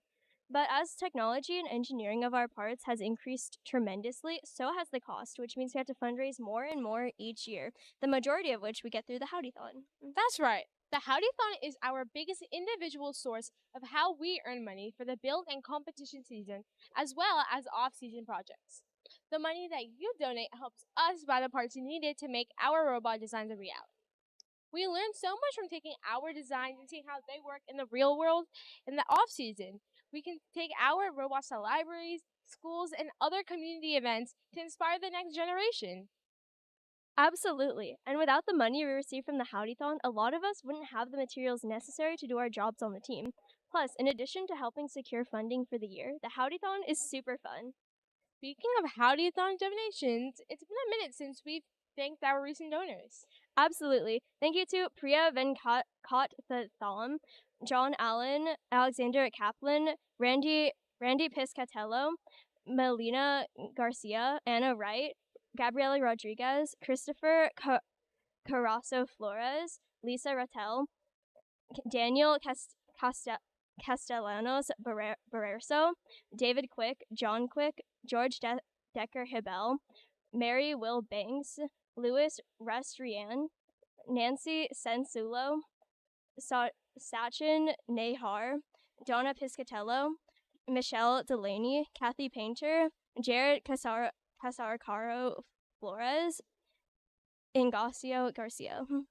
Your donations mean so much to us. If you've not donated and would like to, please call the number on the screen where a student will take your donation, or go to howdybots.org and make a donation through the links there. Let's get back to the telethon. If that puts you in a donating mood, let's take another look at our handy little video to show y'all how. Howdy, y'all. I'd like to take this moment to urge you to donate to our nonprofit organization, because who wouldn't want to support robots and the next generation of engineers? If you prefer an online experience, mosey on over to our website at howdybots.org. Go to the Support Us menu, click the individual tab, and click that big old yellow donation button. If you're feeling extra generous today, click the monthly donation box. It's a subscription to good karma. For those of you who prefer a more personalized experience during the telethon, you can always call one of the students in the phone bank using the phone number listed below. All donations are greatly appreciated. Thank you so much. If snail mail is more of your vibe, feel free to send us a check made payable to ATX Robotics. Our address is on the website. But listen, donations don't just have to be cash. It could be any tools you're willing to spare to us, like old wrenches. Anything is appreciated. Trust me, our robots will love a good fixer-upper. Thank you for your time. As a community team, we don't get any funding from a school or other large organization. Instead, we have to do all of the fundraising ourselves through events like the Telethon, which also means your donations are really important to us. While funding is necessary for our team, the students themselves are just as important. Being a community team, we don't have an established pipeline for new students. So instead, like the name would suggest, we go to the community. This means our student body is made of a mix of homeschoolers and high schoolers who might not have otherwise had access to this awesome STEM program. In the off-season, we enjoy going to outreach events like farmers markets, zoos, and schools to share more about our team and show off what we do. This is also an opportunity to recruit new students who have not heard of FIRST. We also host open houses at our shop where prospective students and curious parents can come take a look around and ask questions. If you want to know when these events are happening, you can follow us on Instagram at Howdy Bots or join our newsletter on our website, www.howdybots.org. Now, let's take a look at some of our community outreach. Hi, my name is Lexi and I'm here today with Victoria. We're here to talk to you today about the community outreach that we, the Howdy Bots, do to ensure our team can be successful for now and the future. Outreach is especially important for us as a community team. Unlike many FRC teams, we are not affiliated with a school, so there is no direct pipeline for new members to find out about the team and why they might want to join. This means that any student between the ages 13 to 18 are eligible to join no matter the type of school they go to. This puts us in the unique position where we have a team of people with a wide variety of experience with robotics. Everyone has a place to learn and improve on our team. When we host outreach events and talk to people about what we do, one of the biggest questions we are asked is, do we need any experience? Or what if we don't know anything about robotics? Our answer is always that no experience is needed to join. Our team members will always be there to help you learn and solve any problems that you may face with collaboration and critical thinking. One of the biggest ways we talk to our community is through farmers markets. We go out into the community and showcase past robots while answering any questions that people may have. This is how we get the most exposure to the Austin community, showing people what we are able to accomplish and demonstrating our values as a team. Anyone interested can ask us questions they may have about our team and talk with our members about their experiences on the Howdy Bots. After attending our farmers markets, any interested students, families, or mentors can come down to our shop for an open house to see what the students are working on and ask anyone on the team what questions they may have. A place of pride that we hold as the Howdy Bots is our sense of community and collaboration.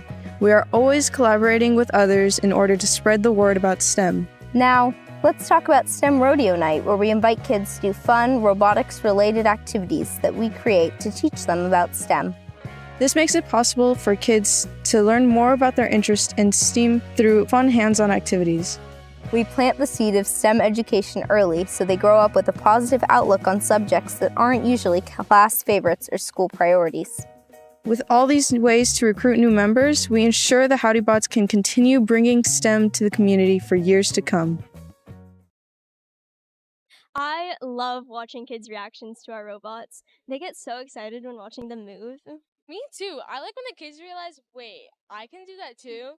There are a lot of kids who learn best through doing and applying their knowledge. This is a great place for them.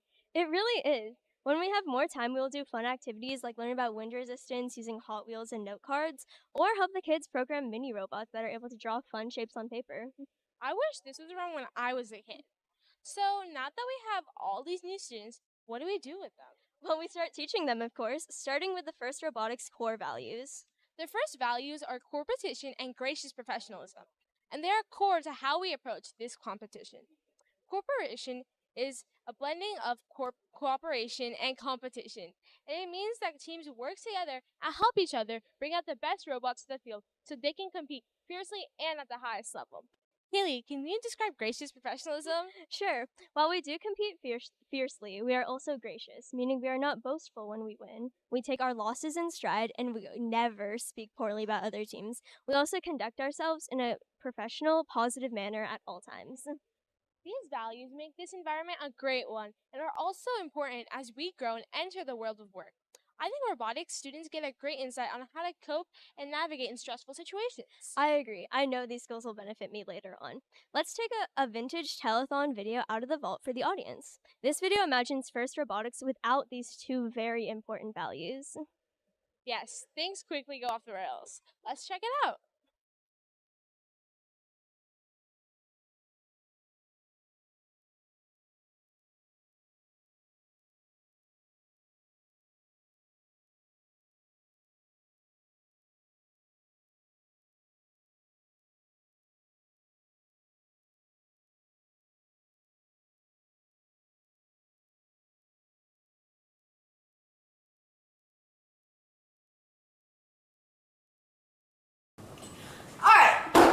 Let's start from the beginning. So, what can your robot do in Sandstorm? So our robot can start from level 3, and it can hop down onto the hab and then place 2 hatches and 2 cargo within 5 seconds onto the front of the cargo. Couple problems. One, you can't start from level 3. That's not you can't do that. Also, you can't hold more than one. Yeah, so my robot's pretty cool too. So we're gonna start on level 2, then we're gonna come off, and we're gonna drive over here to the rocket, and we're gonna start by hatching up all of the rocket, and then we'll work on some cargo. Well, here's the problem. We can actually do both rockets within the time of the match. So if you can just like go play on the cargo ship, that would be better. How about you play on the cargo ship? Well, we would play on the cargo ship, but we're actually more efficient with playing both the rockets. And that's just like what we're Alright, fine. We'll play on the cargo ship. You guys are gonna do both of the rockets. And then you are gonna come over here off of level 2, and you're gonna go play defense the entire time. Okay. One thing, we don't play defense, so that's not gonna work. Well, during the match, we can also transform into a robot with arms. This makes us 50% more efficient. So we can actually do both the rockets even quicker. Why is that? Because this robot can carry 3 hatches and cargo at a time instead of just 1. Like I said before, you can't hold more than one cargo or one game element at a time. Otherwise, you're gonna get fouls. Well, the referees didn't have a problem with it, so we just decided to go ahead with it. Have you played a match before? This is our first match. Yeah, I really don't care. Okay, so you guys, we'll have you start at level 1. And No.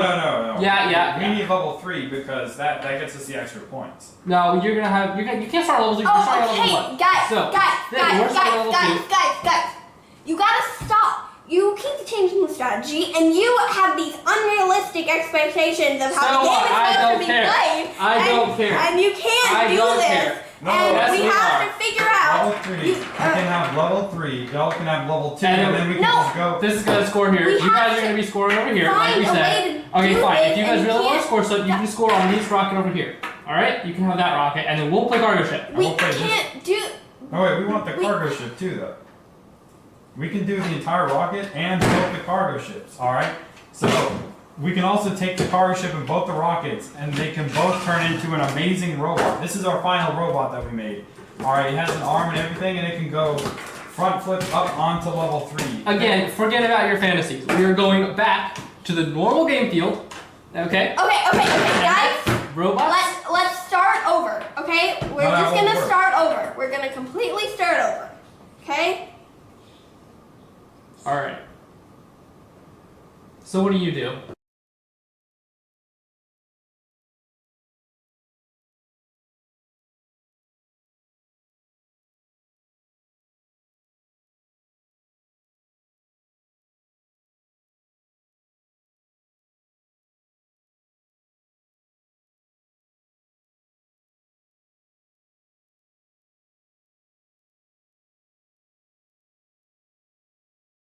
These values are key to a fun competition and a great community.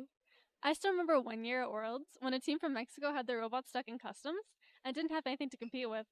Several teams offered robot parts and manpower to help them quickly build a robot, so they were able to participate. This is not a unique incident. This is what we mean by competition, and it's one of the things that makes FIRST so special. In addition to teaching new students about the FIRST values, it's important to make sure they are learning other skills that can be used during the build season. For sure. Our goal is to make sure that every student is able to contribute to the team. However, new students rarely know what sub-team they want to be a part of, and it can be a little bit overwhelming, especially if you're trying to pick one like mid-season. To help with this, we are introducing rotations this year. Rotations will allow students to get an introduction to each sub-team and learn a little more about what the students on that sub-team do. The rotation will last a half day and will be a mixture of presentations and some hands-on activities. They're a great way to give new students a taste of the different sub-teams. It's important because we have quite a few on our team. FRC teams generally operate like a small engineering company. We do. Our purpose is to produce robots for competition, and to do that we need CAD, mechanical, manufacturing, and programming subteams. But we also have to attract sponsors and donors to fund our team. So we need to have a strong brand, a business plan, and a way to communicate and bring awareness to what we do. So we also have a marketing and business team which performs that work. Students have the opportunity each year to branch out and move to different sub-teams to learn new skills. Despite the sub-team you belong to, we are one team with common goals. However, during the season, we sometimes get tired and stressed, and we can start pointing fingers at other sub-teams, blaming them for our challenges. This is true. These are not our best moments, but they're part of the growth we experience as we build empathy and resilience during the challenging times. We have another video from the vault where some of our original students explored what would happen if sub-teams all decided to try and do each other's jobs. Let's watch and see what happens. Guys, it's been 3 weeks. Why isn't the elevator code done yet? It's only 4 positions. It can't be that hard. Maybe we'd be able to get the elevator code working if we had some time on the robot. It's a little hard working on code when those clowns over in marketing are just yelling their heads off just about 24/7. Maybe we might be a little loud sometimes, but it's just because we've had to do all this brainstorming that takes work and communication, and because the build team over here has completely cut off our entire brand stuff, so now we have to completely redesign our plans from start to finish. Well, the robot is built, and we're better if you're the one programming it. Oh yeah? Well, we would have been finished week 1 if marketing wasn't screaming their heads off. What if we just switch sub-teams? Yeah. What's your opinion on cheese dip? Hey, are you guys ready to build a robot? Yeah. First things first, giant piece of paper. Of course. How can we work with all this clutter?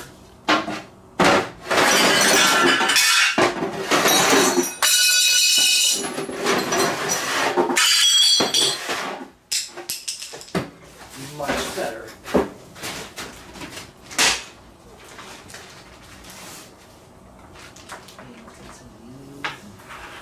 Oh, this is just beautiful. Oh, nice. Thank you.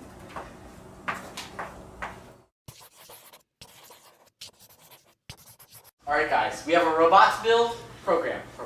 And we don't have a lot of time. Anybody have any ideas? I have an idea. So we've got the field here, we've got the HAB platform, we've got the rocket and the cargo ship, and we've got the other rocket, and then we have the robot. We'll need state machines, because state machines fix everything, and we'll have to put the hatch there, and then we'll use the dingle arm in conjunction with the girl spring to put the cargo there. We have to go get the cargo first, so we'll need 3 states for that, and then we have to...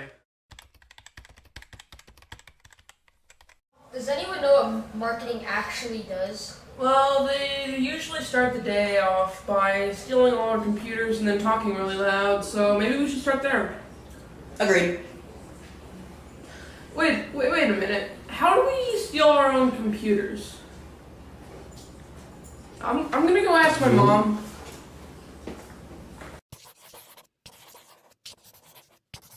So we have our master code in the config file. That allows us to use the state machine in conjunction with the lunar wane shaft so that we can take control of the other robots and they will score points for us.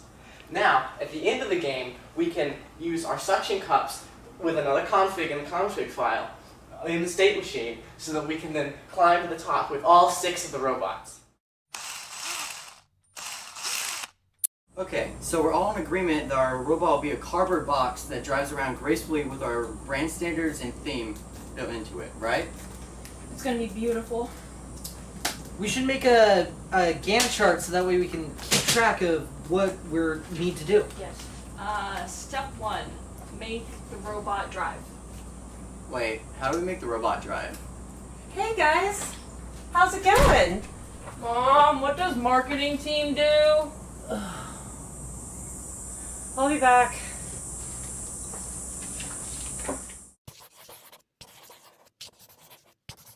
Alright, so we can use the Franking pool emission equated with pi, 30 digits, with our torque and speed calculations conjoined with this motion profile graph to create smooth splines between each of the points of our diagram here.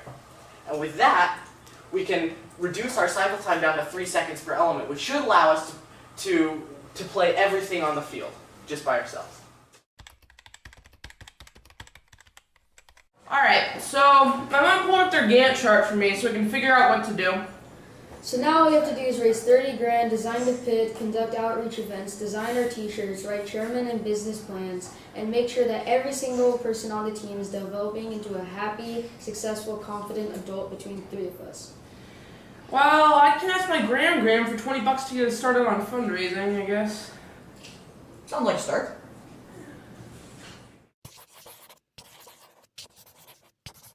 Because of the rigid molecular structure of prefamulate amylite, we can, with the combined centrifugal force of the turboencabulator, reduce side fumbling to such a degree that we can make the splines in our code accurate to the half millimeter. And remember, the keyword here is state machine. It's so beautiful, guys. Guys, I found the mechanical team's secret stash of robots. Thank you. Brilliant. Yes. Now all we need to do is pour a secret contraption on it. How is this gonna be the best robots? No one will know. High fives.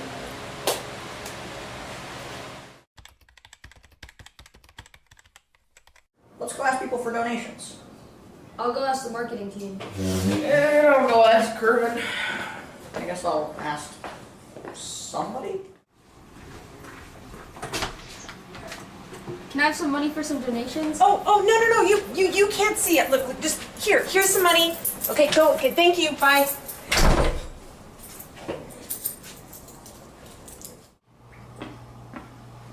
Kervin. Can I have 20 bucks? I want 20 bucks for the robots.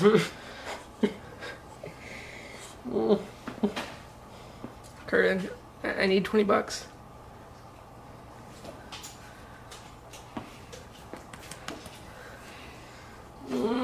Go away. I need donations for the robots. I need 20 bucks.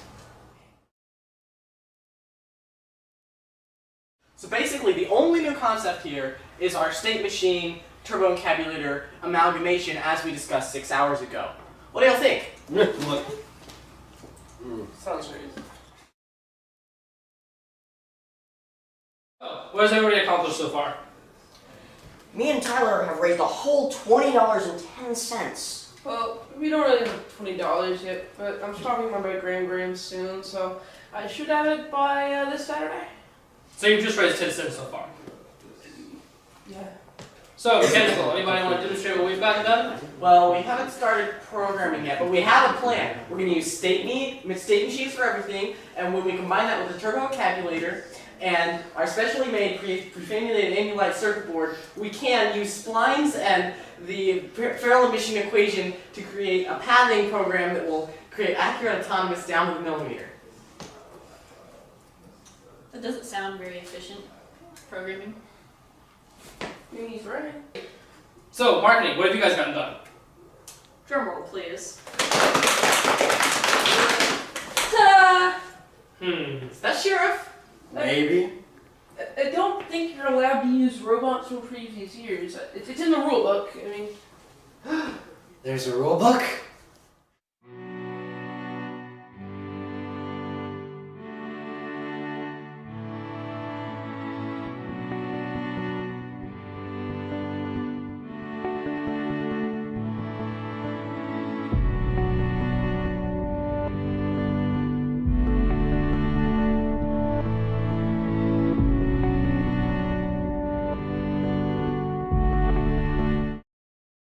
Okay, did that hit close to home? I couldn't imagine doing another sub-team's job. Every team's role is challenging, and the students work hard to hone the skills needed for their area. I don't think anyone could just jump over to another sub-team without taking the time to learn the ropes. And I think that's the lesson they want to communicate. Respect your colleagues and the work they do. It can be harder than it looks, and we're all doing our very best. That is the truth. While we all love build season and competition, there's also a lot of fun to be had in the off season. Some of our students get ideas for things they want to try to build and do so during the off season. One of the first off-season projects, ShortStack, kind of became FRC famous. We even took ShortStack to an off-season competition where he was a finalist. Let's learn a little bit more about ShortStack.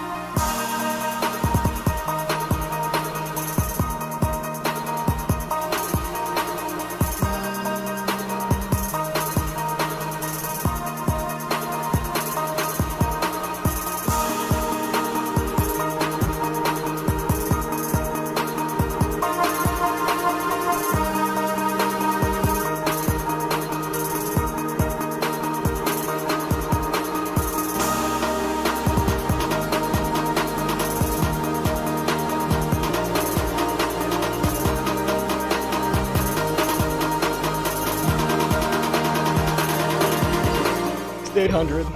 Team 8515. Would like to invite the Minibot 9999. Team 9999. From Austin, Texas, it's the Short Stack. And that is your third seed alliance.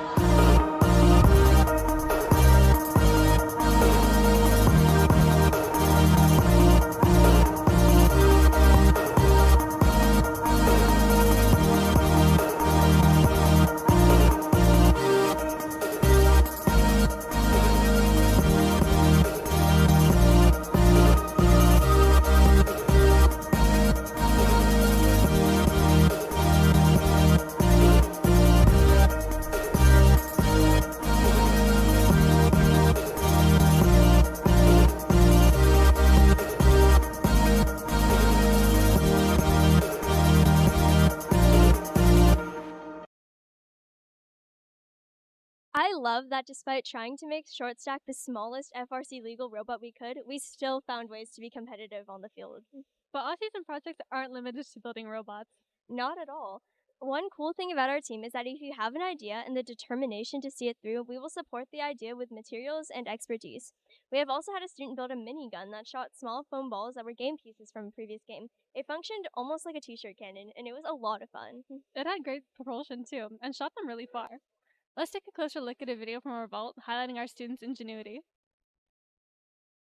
Hey, what you working on? Oh, nothing much. Just some basic maintenance on my shafts of my minigun. Oh, minigun. What inspired you to make this? This was my summer project. So in the beginning of the summer, I was helping Scott, one of the mentors, bring in some donations, and I saw this. And as I didn't really have anything to do at that moment, I decided to actually have some summer fun and build something this summer. So I just saw this and decided to make a Dodge Rebel minigun, which is what you see before you, and it's all glory. Oh, wow. Can you tell me a little bit about your building process through your entire minigun journey? So in the beginning, it was mostly just a two-step process of deconstructing and reconstructing, with the beginning of it being just taking off all the excess parts. Like you can see over here, these are water jet cut steel plates, and that was all spares that they used to put in the middle, which would hold a little bar for the shoulder, as this was the shooter mechanism for a 2020 robot, but they don't use this anymore, so they didn't want it, so they donated it, which is how I was able to get my hands on it. Awesome. Which was, so lucky for me, because now, once it's all good and up and running at full capacity, I'll be the MVP of every dodgeball tournament I go to. About how far can you actually end up shooting it? Roughly 20 yards. Okay. How long did it take you to fully make it? This took roughly 2 months before an off-season event for me to build. Most of the building and actual reconstruction was up here, as in the back there wasn't really much for me to do. But it was up here where I had to actually repurpose these little just right angle bars, and I actually had to use drill press and drill new holes into it so I can attach my 18-volt test motor, which I pretty much just slap on. I have a little Anderson cables, and I'll just connect and run it. And these are actually two 12-volt sim motors, so I don't want to just gun it full power all the time, because that'll be bad for the motors, and I could burn it out, which is what I really don't want. But also I have the Wagos, 3-way Wago. Oh, of course. Of course, the Wagos. But and actually one of the interesting things that I had to do when wiring everything together was, as you can see here, I had to actually change it. So on one of the sims, it was black to red and red to black, so that I could reverse the power in it so that they both are running opposite to each other. So instead, if they're both running with their wheels turning to the left, like that, then it wouldn't work, as you would have one shooting out and one shooting in, which wouldn't be able to shoot one of these dodgeballs that I have. So what I had to do was actually reverse the power going into it, so it's going opposite to the left motor so that it shoots it out. Yeah. Did you have any problems throughout your build process that you'd like to reflect on? Particularly, it was only in the front where most of the stuff is, obviously, that I had the biggest problems. Like the shafts and the wheels, as I was working on it, in some of the earlier stages of the actual development of this, there was multiple times where the shafts and the bearings and the spacers would fall out as I was testing it, because I had the lisp of the bearing on the outside of this plate, so I ended up having it so whenever I would spin it up, it would shake just a little bit, because it's only press fit to a certain degree, and as it would spin, it would cause it to shake out, which then caused everything to go crazy, which then caused the shaft collar and the spacers and the wheels all to become useless, as it would all just fall out. So my biggest problem and favorite thing was to figure out how to fix all that, which ended up being me flipping over the bearing, so the little lisp that's on the bearing is actually on the underside, and holding it against this with a shaft collar directly next to it to hold the shaft in place. Because even when I fixed the bearing problem, it would still shake just a small amount, which was enough to have the shaft actually fall out still. So I had a shaft collar that I put on the inside that would be against the bearing, and it would still spin with it. That would keep the shaft from going, so that now it runs like a dream. And whenever I rev it up, it sounds like a jet engine, and it's all fun and games now. It's a great example of how you overcame some of your issues. Now, I'm going to have one more question for you. You ready? Yeah? Want to show us how it works? Oh, bet. 100%. So it'll generally hold 5, but right now I only have 4. And I'm actually the maintenance that I'm doing right now is actually preparing for a game that I'm heading to. So you're actually perfect timing to see it in action. Awesome. So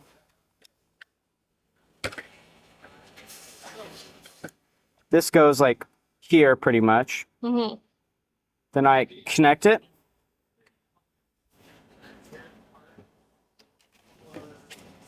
And just like Rambo,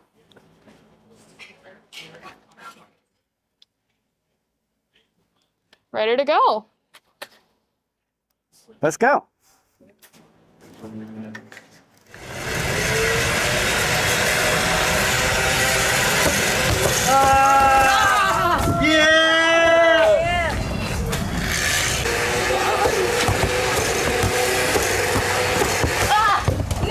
Yeah!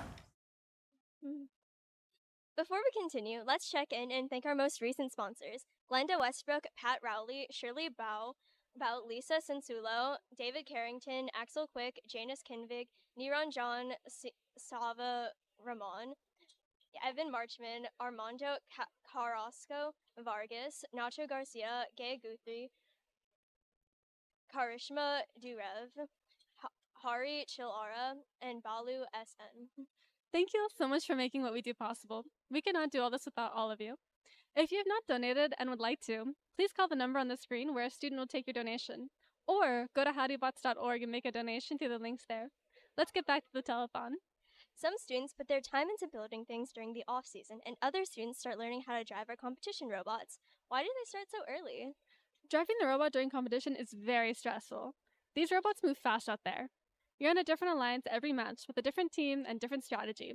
And of course, you have to be ready to react to changes in the plan that might be needed during the match. While we're driving, we also have to be listening to our drive coach giving us directions all over the noise of the arena.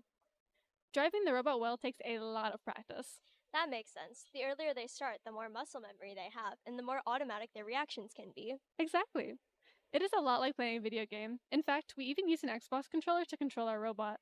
Before someone is a Hall of Fame driver, though, they must start at the very beginning. It can be daunting. Let's take a look at what it feels like for a student just learning how to drive.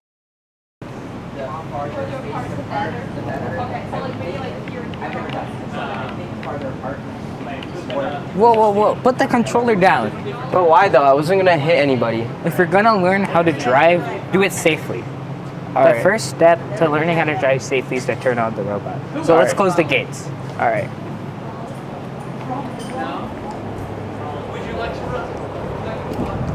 So we lift this, and then you close that. Okay, now do that one.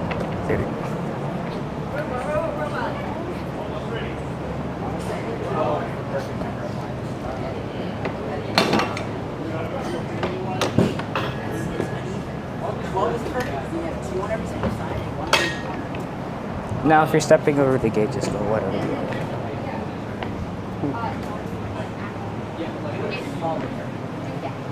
Okay, so now to turn the robot on, there's this thing called the breaker on the robot, okay? Let's go find the breaker. All right. Excuse us, guys, we need to turn the robot on. Oh, okay. Yeah, I'm Okay. That's how Here's the breaker. gets so high. Everybody Do you know how to do it? Nice. So, this is the drive station. So these are the enable and disable buttons. Right now the robot's on, but to drive it, we need to make it enable. So before we enable, we scream enabling. Notice how when we close the gate, some people left, but you need scream enabling so some people leave. Scream enabling. Enabling. Now press enable. Okay. So this is the, remember, this is the driver remote. All right, now how do I move the robot? So first, what you want to do is you want to zero it. So you want to for this robot, the 0 is facing us. So that's rotate. And this is 0. Alright. So now this control right here is to move left, right, and forward, since this is a swerve. This is to rotate. Why don't you try moving around?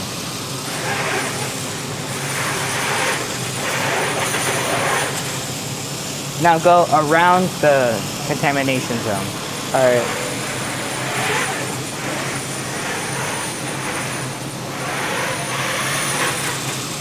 Good. Now I want you to do it while spinning.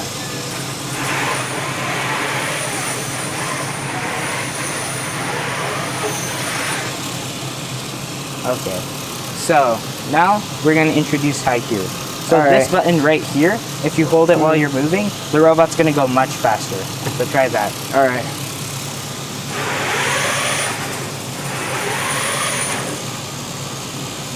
Now do the same thing I showed you last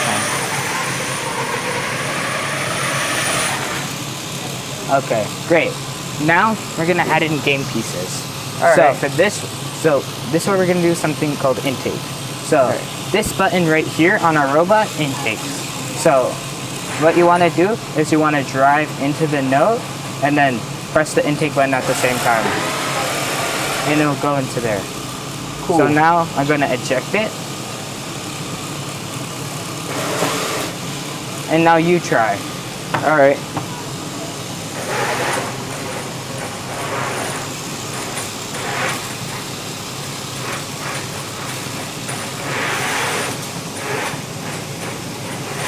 Start slow. Now it's in the shooter. So drive over to that black line.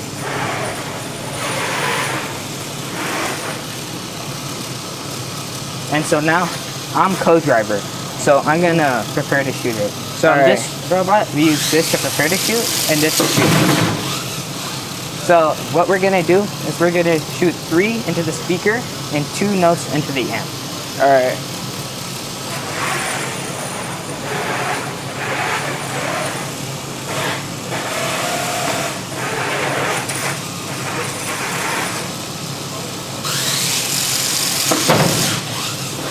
Try again.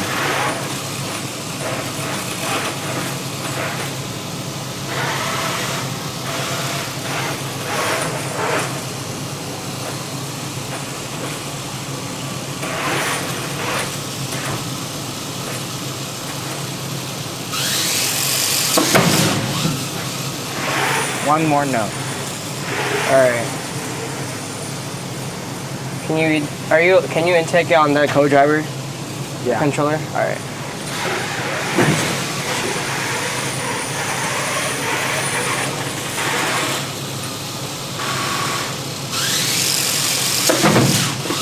That's fine. Now we're gonna switch to amp. So this is amp mode, and this is speaker mode.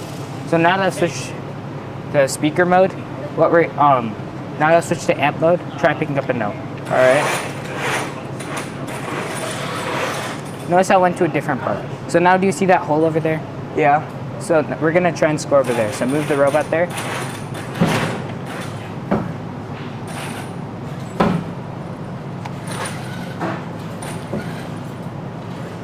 Okay, try one more thing. Remember, start out slow. This is your first time learning, so.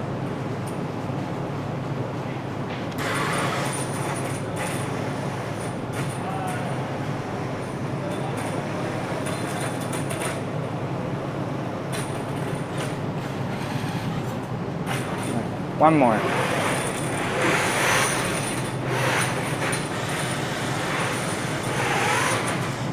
Got it.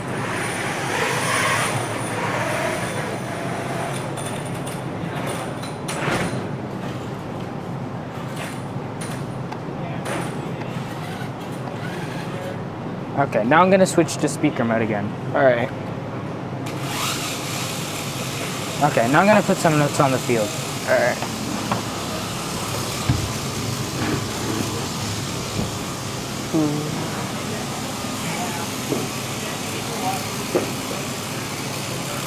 Oh, sorry. You're fine.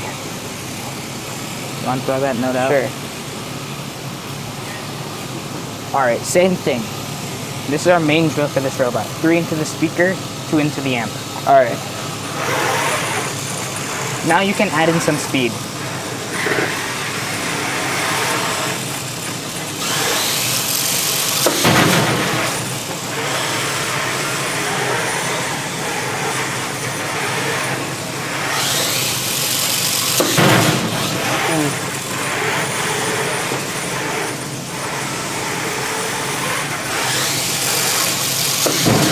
Okay, speed amp.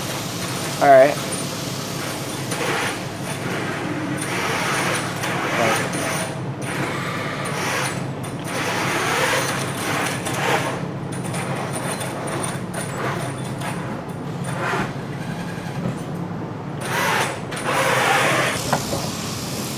This is the last note. Then we're gonna work on tank. Alright.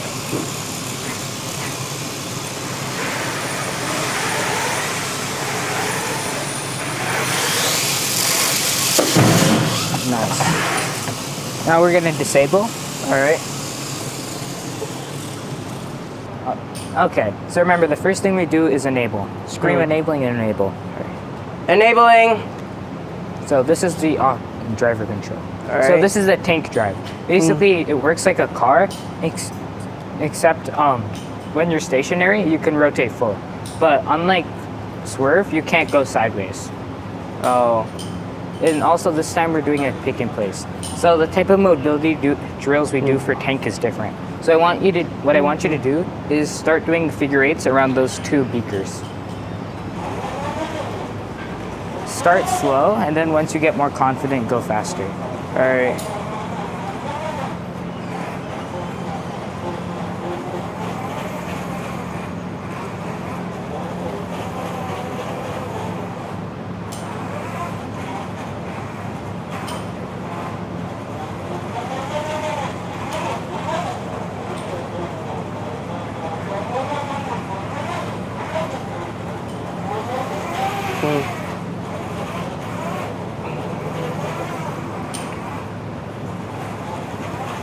Okay, speed it.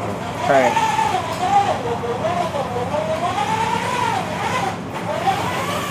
Go more quickly. Alright. That's good. I think you got the hang of it, of the driving. So now we're gonna work on picking and placing. So this is outtake. This is intake. This is outtake. Do you know what intake and outtake is? Yeah, so intake is when you intake the beaker, and outtake is when you outtake the beaker. When you shoot it. So this one's intake? Yeah. Alright, cool. And so this is to lower the arm, and this one's to raise the arm. So what I want you to do is first I want you to try picking up the beakers. Alright. And just toss them to the side. Don't try and score yet. Remember, you can lift the arm. Don't try and pick up ball and beakers. Alright.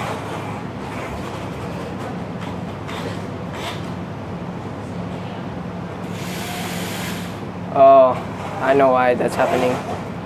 Clicking out. Oh.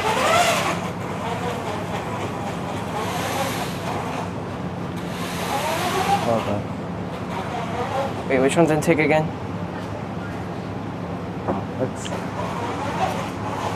This is a great time, so you can see now.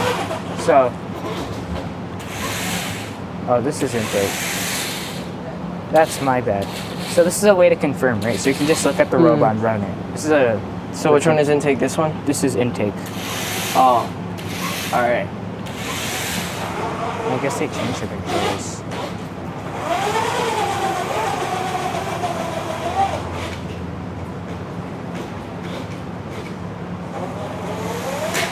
Nice, you got it. So now just toss, outtake it. Put it down. So now just pick up those 2 and we'll move on to scoring. All right.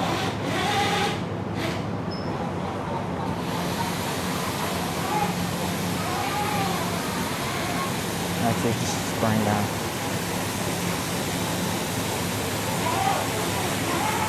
Oh, they get out the beaker.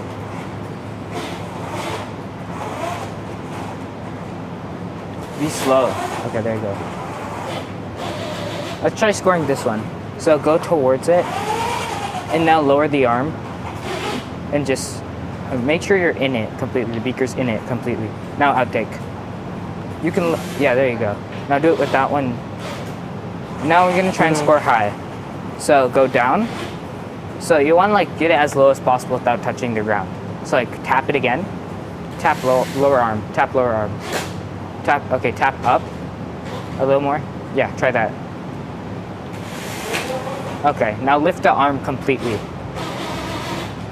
90 degrees.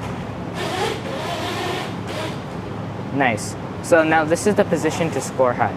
So drive to the trash can. First, should I like get rid of this beaker because it's in my way? Yeah, that's also a good thing to do while driving. Get ready, game. Okay, so now just drive there. Okay, now try and outtake. Nice. Yay. Okay, yeah. Good job. Perfect. I remember my first time picking up a controller. That's right, you were a co-driver last year. Why do we have 2 drivers? We want the driver navigating the robot on the field to be able to solely focus on that. If a robot is trying to defend us, the main driver can maneuver to avoid it. If we need to change strategy quickly, the driver can get us to where we need to be. My job last year was the gunner, and that meant that I controlled the main mechanisms to intake and square the game pieces. So while the driver's job is to get the robot where it needs to go, my main focus is on what the robot needs to do when it gets there. Even though we have different jobs, communication between the driver and gunner is critical, so we spend a lot of time practicing together. It sounds like a really unique experience. Let's hear from some students who have driven our robots in competition about how it felt. And I believe we'll hear more from you, Quinn, as well. Let's check it out.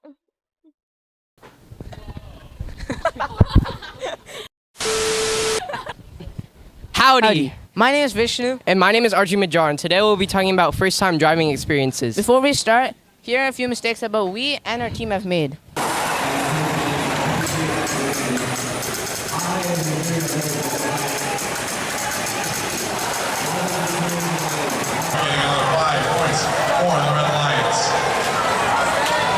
We all make mistakes. In fact, we have made really bad mistakes. But anyway, let's dive in. First off, we got the Spotlight Master, aka Jared. Hi, Jared. What was your most memorable moments in your driving experience? I would say the most memorable driving experience I've had is at the end of the 2023 season. So Andrew, a mentor on our team, let me and Chance, a friend on the team. So he let us drive around some chairs in a figure eight to kind of feel and see how driving a robot is and stuff like that. That's pretty funny. Your next question is, what is the most fun aspect of driving? I would say the most fun aspect of driving is just watching the robot just zoom across the field. How did it feel being behind the glass? The first time I was behind the glass, I was very nervous because I didn't know what was going to happen. Like, because the match can play out so many different ways. But when the match started, then I was much less nervous, more confident, and yeah, less stressed because it just felt nice to drive around the robot. All right. Thank you for your time, Jared. Thank you. Next up, our interviewer actually becomes our interviewee, Arjun. Hello, Arjun. When driving, did you ever feel stressed out? Yes, I felt stressed out because I didn't want to have our team have a depleting chance of winning the competition because of my game. Sounds pretty stressful. Your next question. What was the worst mistake you ever made during competition? The worst mistake I ever made was in TRI of this year, Qual 27, where you were co-driver and I was main driver. We had accidentally activated the climber, which made a weird clicking noise, and we found out that we had busted an intake. That was pretty bad. Your last question. How's it like being behind the glass? Being behind the glass is both fun and a little bit nervous at the same time. It's nervous because I don't want to break the robot, but on the other hand, it makes me feel like I'm doing something for the team instead of scouting all competition. That is true. Thank you so much, Arjun. Our next interviewee is actually me, which is how wacky. Hello, Vishnu. What was your most memorable moments while driving? My most memorable moment while driving is in a practice match in TRY. In fact, we did well, at least in our own books. We actually lost, but at least we had fun.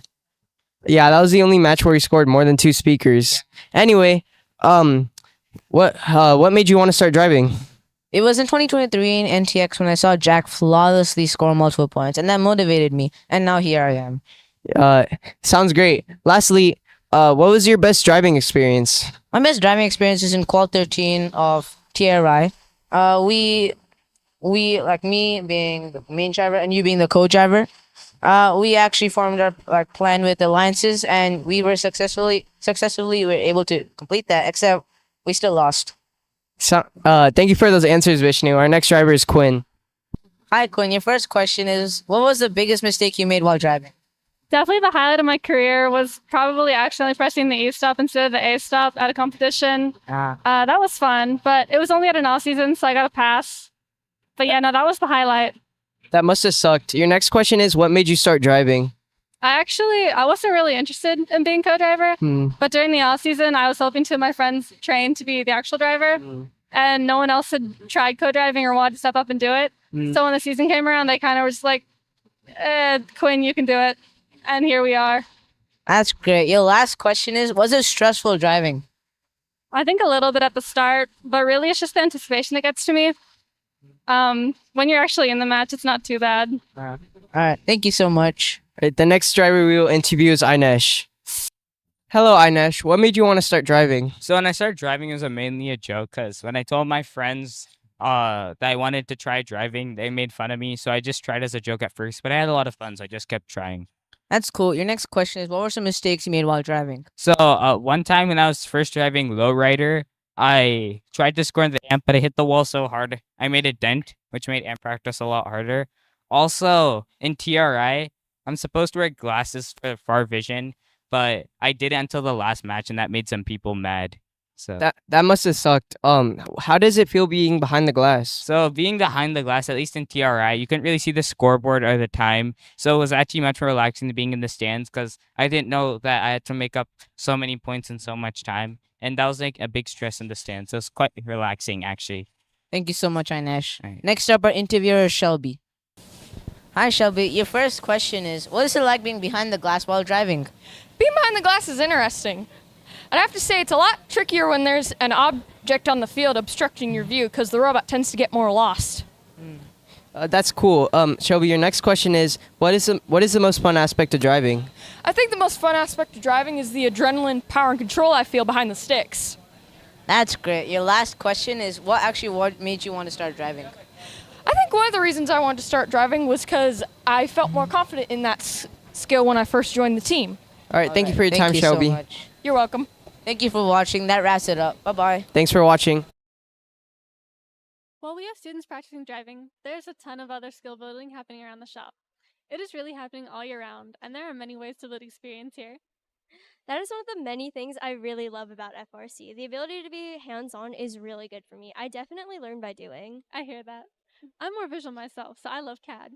Being able to really see a design in 3D makes such a difference.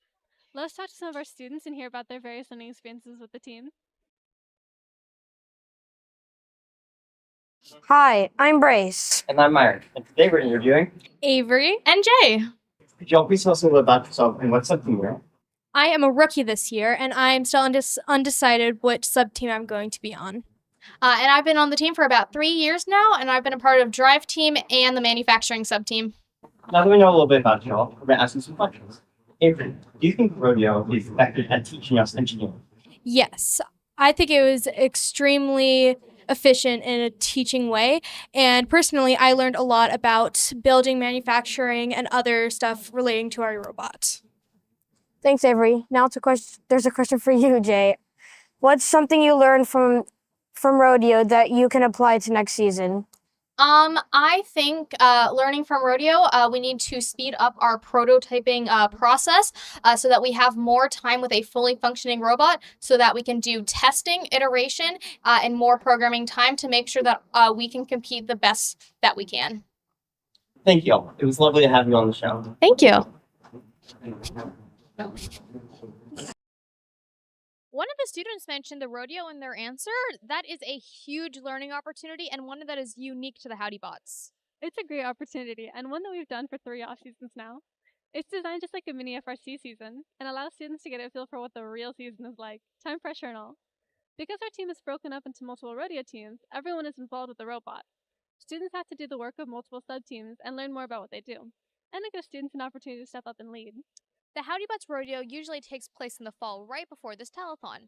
We design a unique game for ourselves and, like FRC, the game changes every year. While we often reuse elements from prior FRC seasons, this year we 3D printed custom game pieces for this game.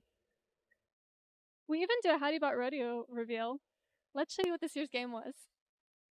Welcome to Infection Deflection. The object of the game is to score beakers into different field elements, get the majority of beakers in the neutralization chamber or containment zones, and climb the decontamination chambers before the time runs out. Before the match begins, robots will be placed in their alliance staging zones with preload beakers to score later on. The first 20 seconds of the match is called the autonomous period, where robots are programmed to act on their own. During this time, they can leave their staging zones, play beakers in either the neutralization chamber or the containment zones, and collect and play additional beakers. If a beaker is scored during Auton, points will be counted for both autonomous and teleoperated periods separately. Autonomous robots are not allowed to cross the midfield line and disrupt any opposing robots or scoring elements, or else they will get a foul. The next 2 minutes and 15 seconds is the teleoperated period, where the drivers step up to control their robot. During this section, beakers are scored in the Alliance Containment Zone or in the Neutralization Chamber. At the end of the match, the team with the majority of beakers scored in the containment zones are awarded 5 points, and the team with the majority of beakers scored in the neutralization chamber is awarded 12 points. Teams cannot enter the neutral protected zones until the last 20 seconds, or else there will be penalties. The last 20 seconds of the match is the endgame period, where the robots will race to climb on the decontamination chamber, park in the neutral protected zone, or score last-minute beakers. It really is just like an FRC game, but each rodeo team is made up of only 5 to 7 students, many being rookies who joined the team that offseason. That's got to be a bit overwhelming. The teams are given some support, so they are not starting from scratch. Each team gets a chassis or drive base and bumpers. The work starts with prototyping and designing mechanisms to accomplish the game's task. Then, they need to manufacture, build, and program their robots. Finally, test, drive, and practice, just like we do in the actual build season. Given the size of the teams and the short amount of time they have, innovation and creativity are the name of the game. Also strategy. You can't do everything, so what will be the winning game plan for your robot? Each team also has a mentor and experienced student that offers assistance when needed. It is a lot of work, but we have found so much value in it. It is a lot of fun. Everyone loves competition day. We host family and friends to come watch the event live, and we also stream it. In fact, you can watch the stream on our YouTube channel. What did you think of this year's game, Quinn? I thought this year's game was a lot more difficult than past years, but it was really fun watching the teams try and overcome the challenges they were given. I agree. It really pushed our students, and they did a great job. They may have struggled just a little bit, but we know they are ready for build season. Let's take a look at the final matches of this year's rodeo. Alliance, everybody, here we go. Final one. 3, 2, 1, go!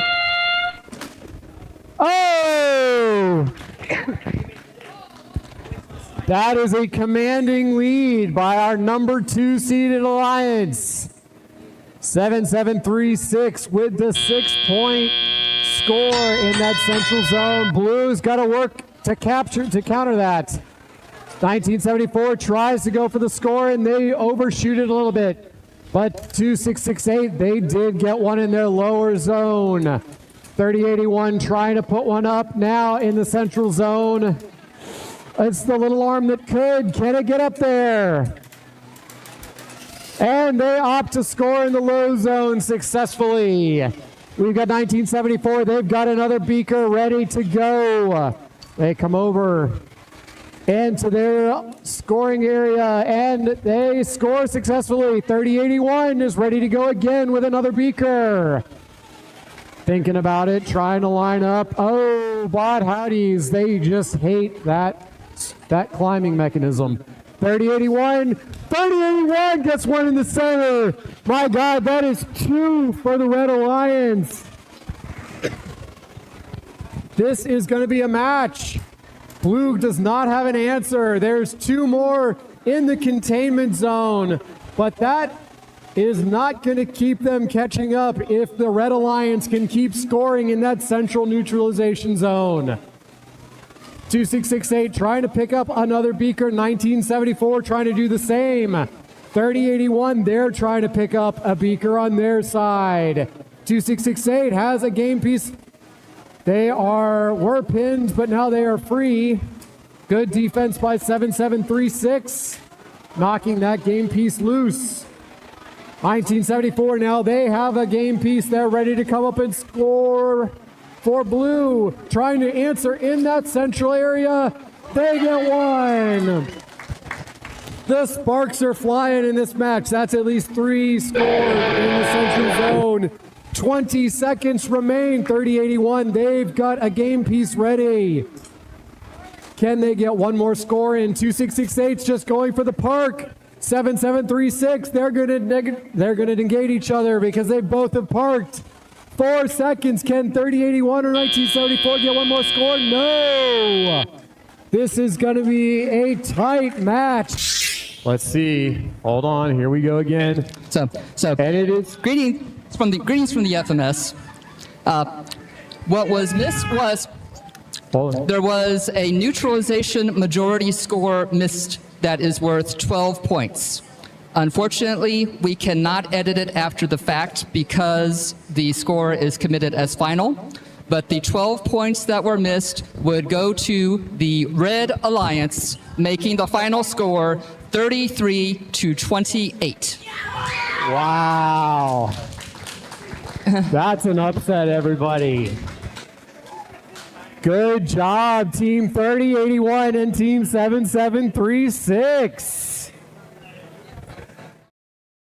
That was so great to watch again. What an exciting final match. And some great strategy. That was the 3rd and 4th ranked robot topping the 1st and 2nd ranked robot to win the final. They knew they wouldn't be able to score pieces as quickly as the other alliance, so they focused their efforts on the more difficult goal in the center, which was worth way more points. See, developing a game strategy really is critical to winning an FRC. You know, if I can be honest, Quinn, the off-season kind of drags on by the fall. I just want kickoff to show up. Same, but having this mini competition satisfies that need for some excitement, anticipation, and fun. That's one more reason we do the Rodeo each year. It is a great time. Let's hear for what some of our students have to say after going through the rodeo experience and learn a little bit more about their robots.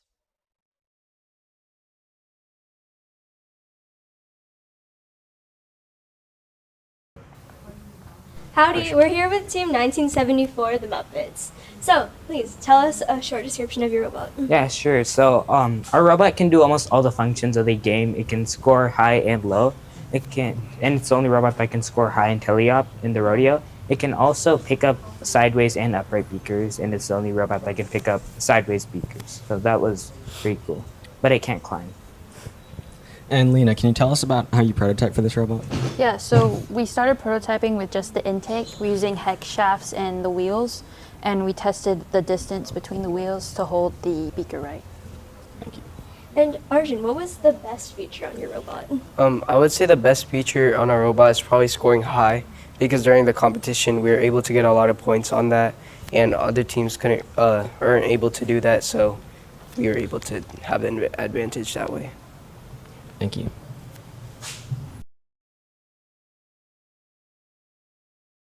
Hi everyone, I'm here with Reese from Team 2668, the Crazy Chemist. So Reese, tell us about your robot. Well, this is the robot that we used. It's called Fecco. We used a tank drive with a single jointed arm with a claw attached to the end. What was the most challenging thing to design on your robot? Definitely the most challenging thing to design was the claw, definitely, because we went through several iterations and eventually we decided that we were getting too close to the deadline, so we had to scrap to a simpler idea. And then what was the design process when you were thinking about the robot? We wanted a robot that we could make relatively easily, so a single jointed arm would be way easier than a double jointed arm, especially for the amount of time that we had. So we thought single jointed arm and just figure out a way that we can pick up beakers and then be able to score them into the low goals because high goals was seeming too far. And did you have to change anything about the bot during the robot rodeo? During the robot rodeo, we didn't change much from the general design of it, like the baseline design, but we did have to replace the connection piece between our claw and our arm several times because it kept on breaking from hitting and damage throughout the matches. Thank you so much. Of course.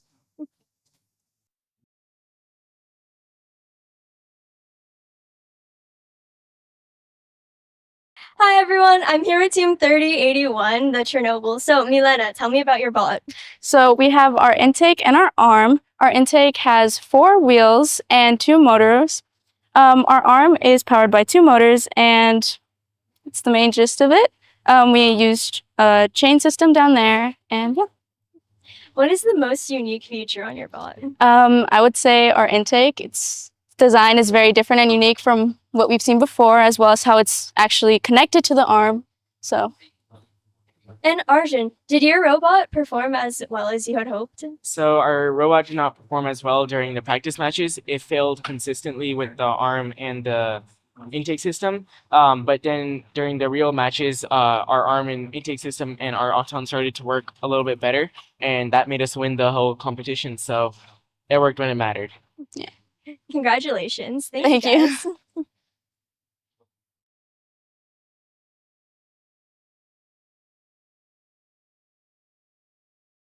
All right, we're here with Team 7736, the bot Howdy's. And Clyde, can you tell us a little bit about your robot and its most unique feature? Yeah. So our robot used this this arm right here with the chain system to move our intake system on the ground to pick up beakers. And I think our most unique feature was definitely our auton scoring mechanism, because how it worked, we would just line it up with the center of the trash can, and then during auton, we just told the robot to drive into it, and when it drove into it, it would hit the wall, and then it would fly off and into the trash can, which scored us a lot of points. That's probably our most unique feature. Now, Shelby, tell us, how did your robot perform at the robot rodeo? I feel like with what we were given, it performed pretty well. There could be improvements, but with what we had, we did very well. Thank you. And Vishnu, could you tell us the inspiration for your robot? Okay, so our inspiration was to be as most efficient as possible, especially with our 10 motor limit. We try to be use the least number of motors and make the robot move at the same time. And also we want to make sure we maximize the number of points we could possibly get. Thank you. Thank you both. Our students really did a great job. Rodeo is meant to be a challenge and demonstrates that what we do is not easy. That is right. You will fail a lot, but that's also how we learn and grow and ultimately get stronger for the next season. Absolutely. And that reminds me, we're nearing the end of this year's Howdython. We should acknowledge all of our new donors. Kavya Vijay Kumar, Jill Smith, Atmik Singhal, Brian Buckland, Larry McNelly, Tyler Hedge, Suresh Desari, Paul Tava, Trent Witham, Tom Allen, and Elizabeth Brunette. Thank you, and thank you to everyone who donated to the Howdython.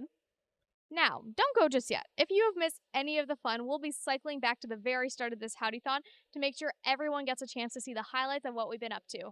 So, without further ado, let's go back to the future. But no, we're just going back to the start of the Howdython.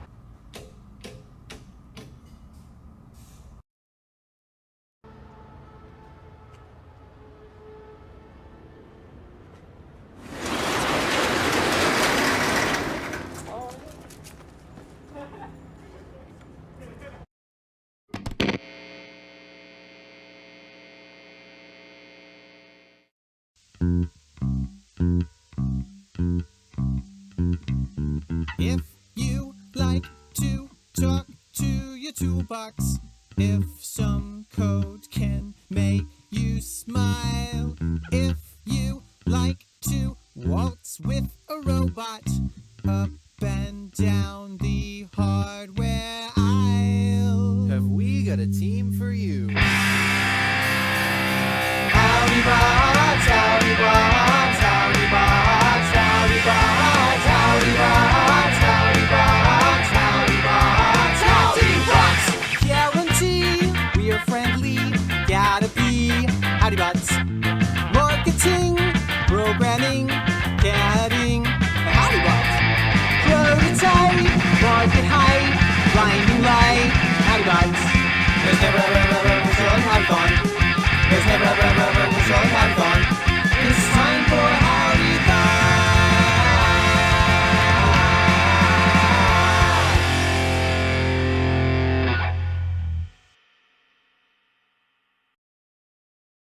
Howdy, and welcome to our 7th annual Howdython. My name is Jay, and I'll be one of your hosts today. While we raise money for this year's expenses, we are excited to tell you about our team, share some of our favorite memories from this past year, and to show you, all of y'all, what our students have been working on this off season. Howdy, I'm Rhea, and wow, we're already on our 7th Howdython? That's crazy. We've now been doing this longer than any of our current students have been on this team. Anyway, I'll be one of your other hosts for today. Now, if you're not familiar with the Howdy Bots, we're a part of the First Robotics, an international organization that helps students of all ages learn about robotics in a fun and educational way. There are 4 different levels, based and divided by grade level.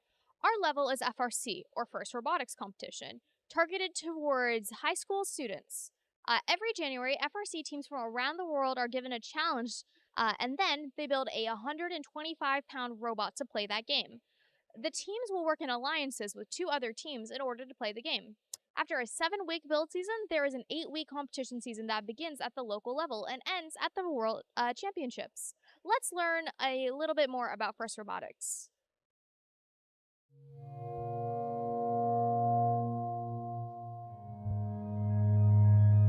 This isn't a robot. It very well may have hydraulic arms, a drivetrain, and a circuit board, but this isn't a robot.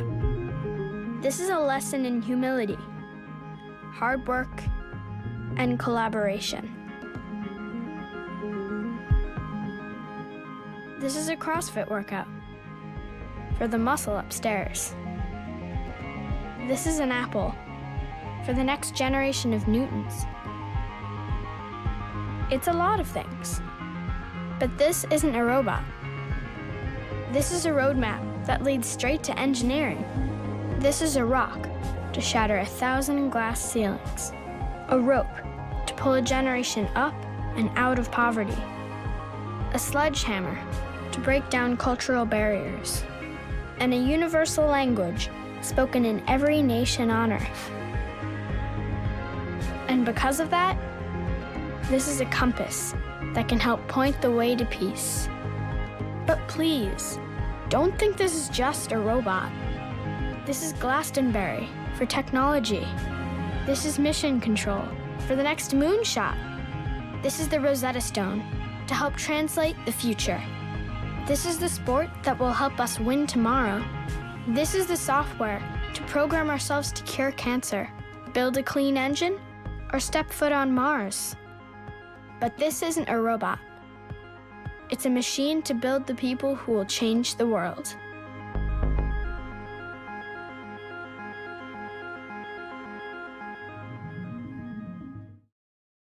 Now that y'all know about First Robotics, we want to tell you more about our team, the Howdy Bots. We're a community team that was founded to provide access to competitive robots for all 13 to 18-year-old students who don't otherwise have access through their school. We started in 2016 working out of a garage with 11 students and 7 mentors, and are excited to go into our 8th year having grown to 42 students and 17 mentors. Wow, our budget has definitely grown too. Most FRC teams are based in large high schools, meaning they get funding from schools or other organizations. Because we're a community team, we get 0 automatic funding. We have to raise the money for our robots, competitions, and our shop all on our own. This is why the Howdython is so important to us. Today's efforts are focused on funding our animal program costs for registration fees, robot parts, and shop space. As a community team, we rely on your support to make this program possible. Every dollar we raise enables us to provide this high-quality STEM education program to more students. Funds raised beyond our immediate program costs are used to provide scholarships to students who can't afford to travel or other team costs, to build additional training robots, to upgrade our tools, expand our machining capabilities, and acquire additional computers for teaching. Let's take a look at our animal budget. Our animal costs are $150,000. As you can see, a large part of our budget is the cost of the rent for our shop, robot parts, and competition registration fees. The Howdython is one of our biggest contributors for reaching this $175,000 budget. We literally cannot do it without your guys' support. You may be asking, how can I donate and support you? Well, we've made a helpful video to show y'all how. Take a look. Howdy, y'all. We'd like to take this moment to urge you to donate to our nonprofit organization, because who wouldn't want to support robots and the next generation of engineers? If you prefer an online experience, mosey on over to our website at howdybots.org. Go to the Support Us menu, click the individual tab, and click that big old yellow donation button. If you're feeling extra generous today, click the monthly donation box. It's a subscription to good karma. For those of you who prefer a more personalized experience during the telethon, you can always call one of the students in the phone bank using the phone number listed below. All donations are greatly appreciated. Thank you so much. If snail mail is more of your vibe, feel free to send us a check made payable to ATX Robotics. Our address is on the website. But listen, donations don't just have to be cash. It could be any tools you're willing to spare to us, like old wrenches. Anything is appreciated. Trust me, our robots will love a good fixer-upper. Thank you for your time. We're nearing the end of this year's Howdython, so if that inspires you to make a donation, do it now. Maybe we should share with our viewers a little bit more about the single most exciting thing that comes out of their donation. What's that, Jay? The robot, of course. Oh, yeah. Roll the clip.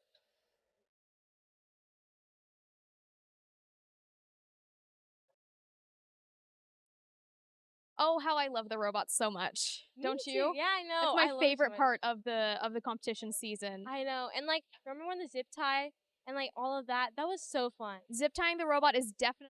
This is our 2024 robot lowrider.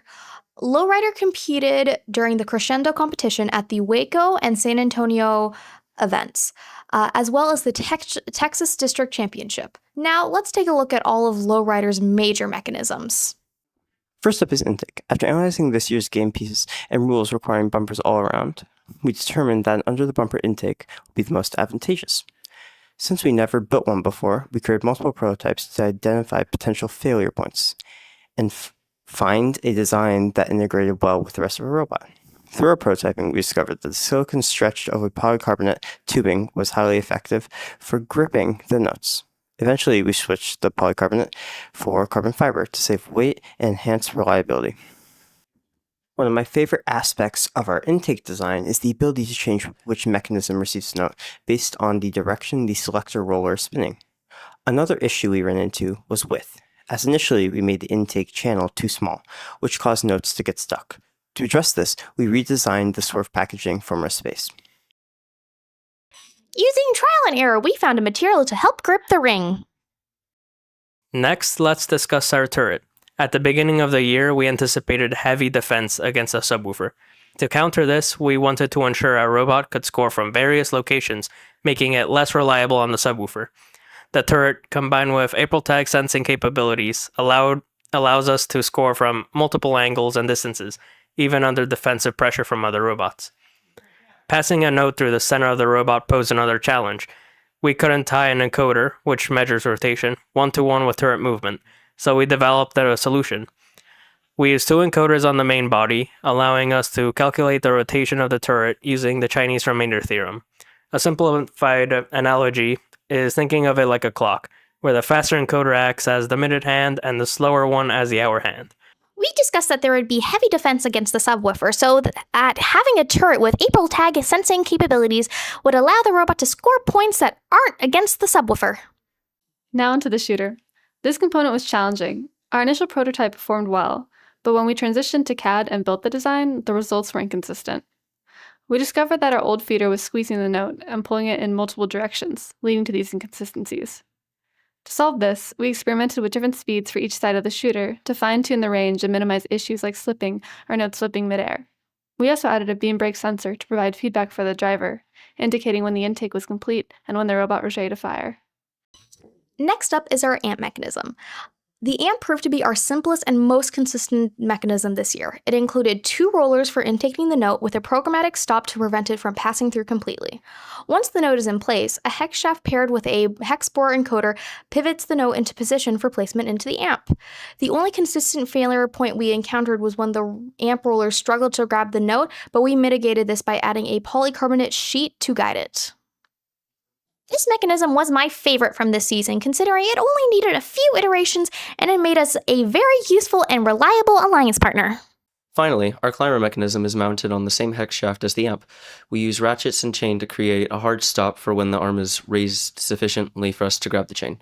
The encoders help us lower the arms and lift us off the ground. Initially, our hook was about 5 inches longer, but we had to shorten them after the first competition because we weren't getting high enough with them that long. We ended up deciding later in the season that the climber wasn't worth the trouble for the small amount of points that it got us. Of course, we still kept them on the robot because they act as great decorations. And that wraps up our overview of Lowrider's mechanisms. Say goodbye, Woody Quackers. Goodbye, viewers. Howdy, Clyde. Howdy, Rhea. You know, I just love this season's robot. It was as fun to watch as it was to build. I agree. I love watching us pick up notes and score them into the amp. It all works so smoothly. There's so much that goes into making the robot work well, but it's not just about the mechanisms. That's so true. As cool as all the parts and mechanisms are, there's one very important thing to function a robot that we simply can't overlook. What's that? I'm pretty sure there's nothing more important than the robot itself. Stupid. Programming? Oh, you're right. Programming is just as important as all the mechanical aspects of the robot. Without it, you wouldn't be able to drive the robot at all. There's more to it than that. In addition to driving, we use programming to move mechanisms, communicate with the driver, and obtain information from sensors to make decisions. It's also used during the first 15 seconds of the match, where robots have to operate fully autonomously with no human control. During this period, successful robot actions are usually worth significantly more points. It's seriously important. Sure sounds like it. Maybe we should take a look at what our robot was able to do autonomously this year.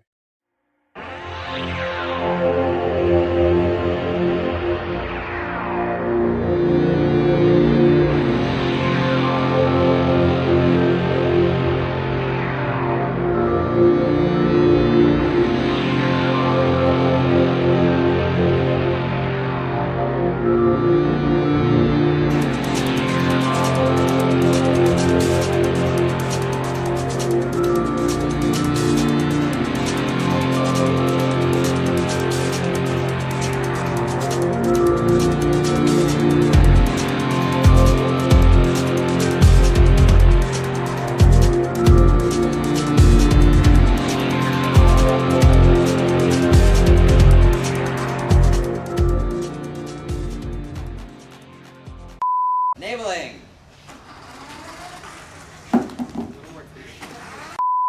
Enabling. Oh. Oh, you want to? 3, 2, 1. I missed you. And then you didn't do anything. Great.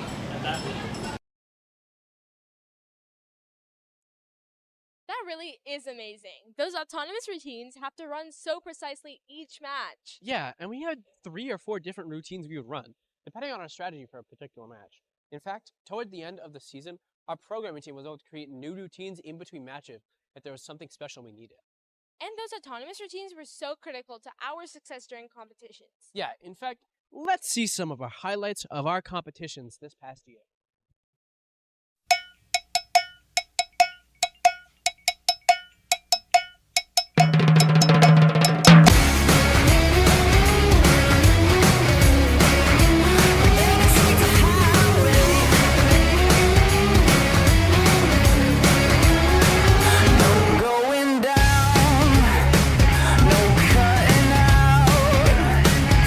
Sun comes up before you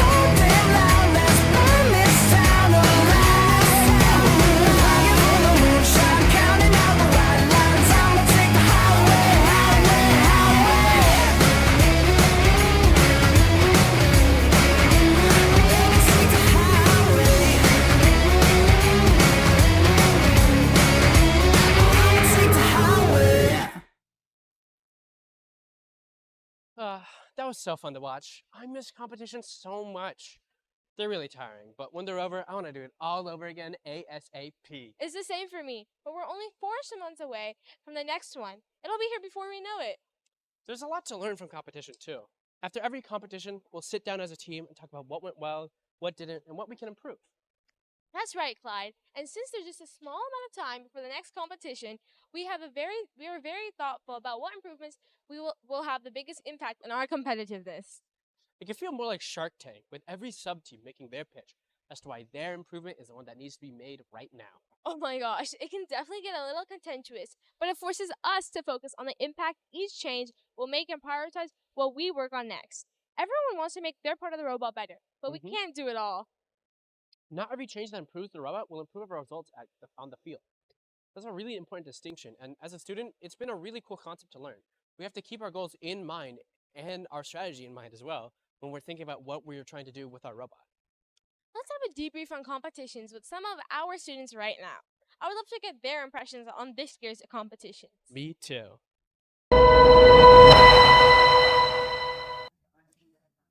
Howdy, I'm Myron, and today with my co-host, Pranav. we're going to be interviewing Arjun.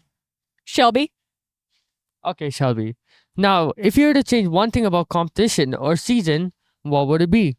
I personally think if I were to change anything, it would be that the stage would not be in the center of the field, because when I would drive my robot to the other side, it would be very hard to see it, and I would often lose sight of it. And Thank you, Shelby. Now moving on to Arjun. How do you think strategy evolved from week 1 to states? I think strategy evolved because in week 1, most teams would do a full field sprint to the source and come back with the note and put into speaker. While that kept their note safe, it was very slow, and as more competitions went on and more quals, more teams just found it more effective to have one of their alliance members go to the source and lob up the notes to the speaker, where another one of their alliance members could put it into the speaker. And that was how more teams scored a lot more points. Good answer. Thank you y'all for coming on the show. You're welcome. Hello, my name is Say, and with me today is my co-host, Zay. Today we're going to be interviewing Alex and Jackson and talking about how they think we performed this season. So, Alex, you were really involved with the strategy throughout the entirety of the season. Do you want to make any comments about our performance at the district champions this year? Yeah, so for district championships, we were performing well our first day. We were holding a picking position, and then on the second day, for our last few matches, we had some mechanical issues that happened with our shooting system. And from there, that took us out of a picking position, and then that kind of made it really tricky for elimination play because once you're no longer in control of your destiny, you're kind of playing a bit of a game of luck, and so it didn't quite work out for us there. Do you think you were given enough time to code and make autos? Mostly. There was definitely some times where more time would have been appreciated. By the time we got to state, we definitely had some good frameworks we could build upon and modularly build new autos on the fly. Didn't help that there was a minor miscommunication and we changed our tread, which threw off all of our autos, so we had to scramble to retune that before our first few matches, but for the most part, it was a decent amount of time. Wow, that sounds fun to do during a competition. Thank you guys so much for answering our questions. State definitely sounds like it was an interesting experience to go through. Those were some great questions and great answers from all our students. I always love hearing what everyone thinks, don't you? And opinions will change based on your role at competition and how things went. To do what we do, it takes a lot of different people doing a lot of different things. And competition is long. We frequently put in 12-hour days. It definitely is a grind. The whole season is a grind, really. But we come back year after year. Are we crazy, Ria? That's because it's also really fun. We work hard and play hard every day. We have video proof. Yay for security footage. We have fun every day. Let's take a look at some student hijinks that keep us laughing through a tough robot season.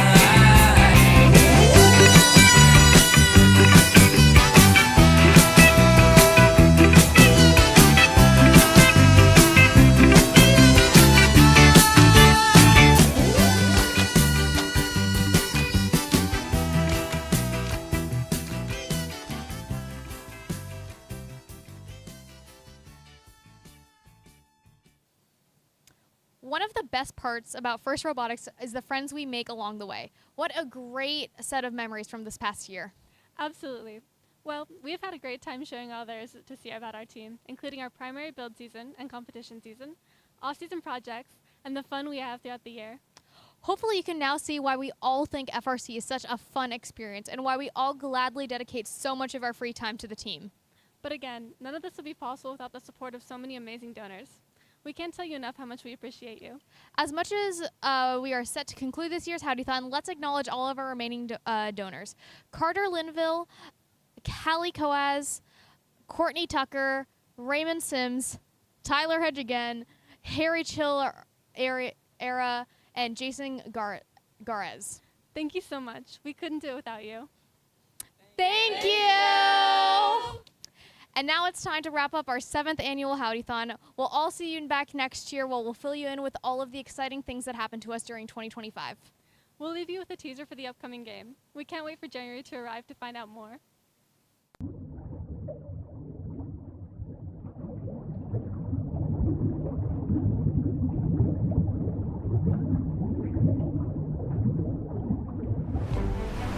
Today the briny sea calls to our brilliant minds. Listen closely to her song. What do you hear?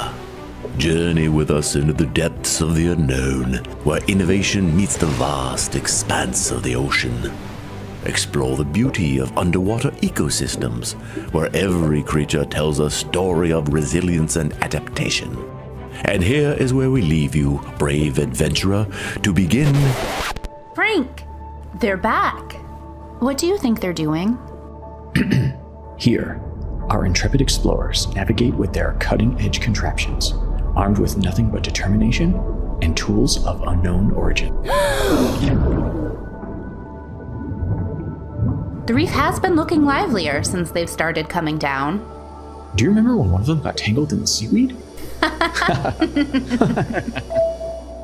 Whoa, there's more of them? And so our underwater friends concluded their strange adventure, leaving us fish to wonder, what on earth will they think of next?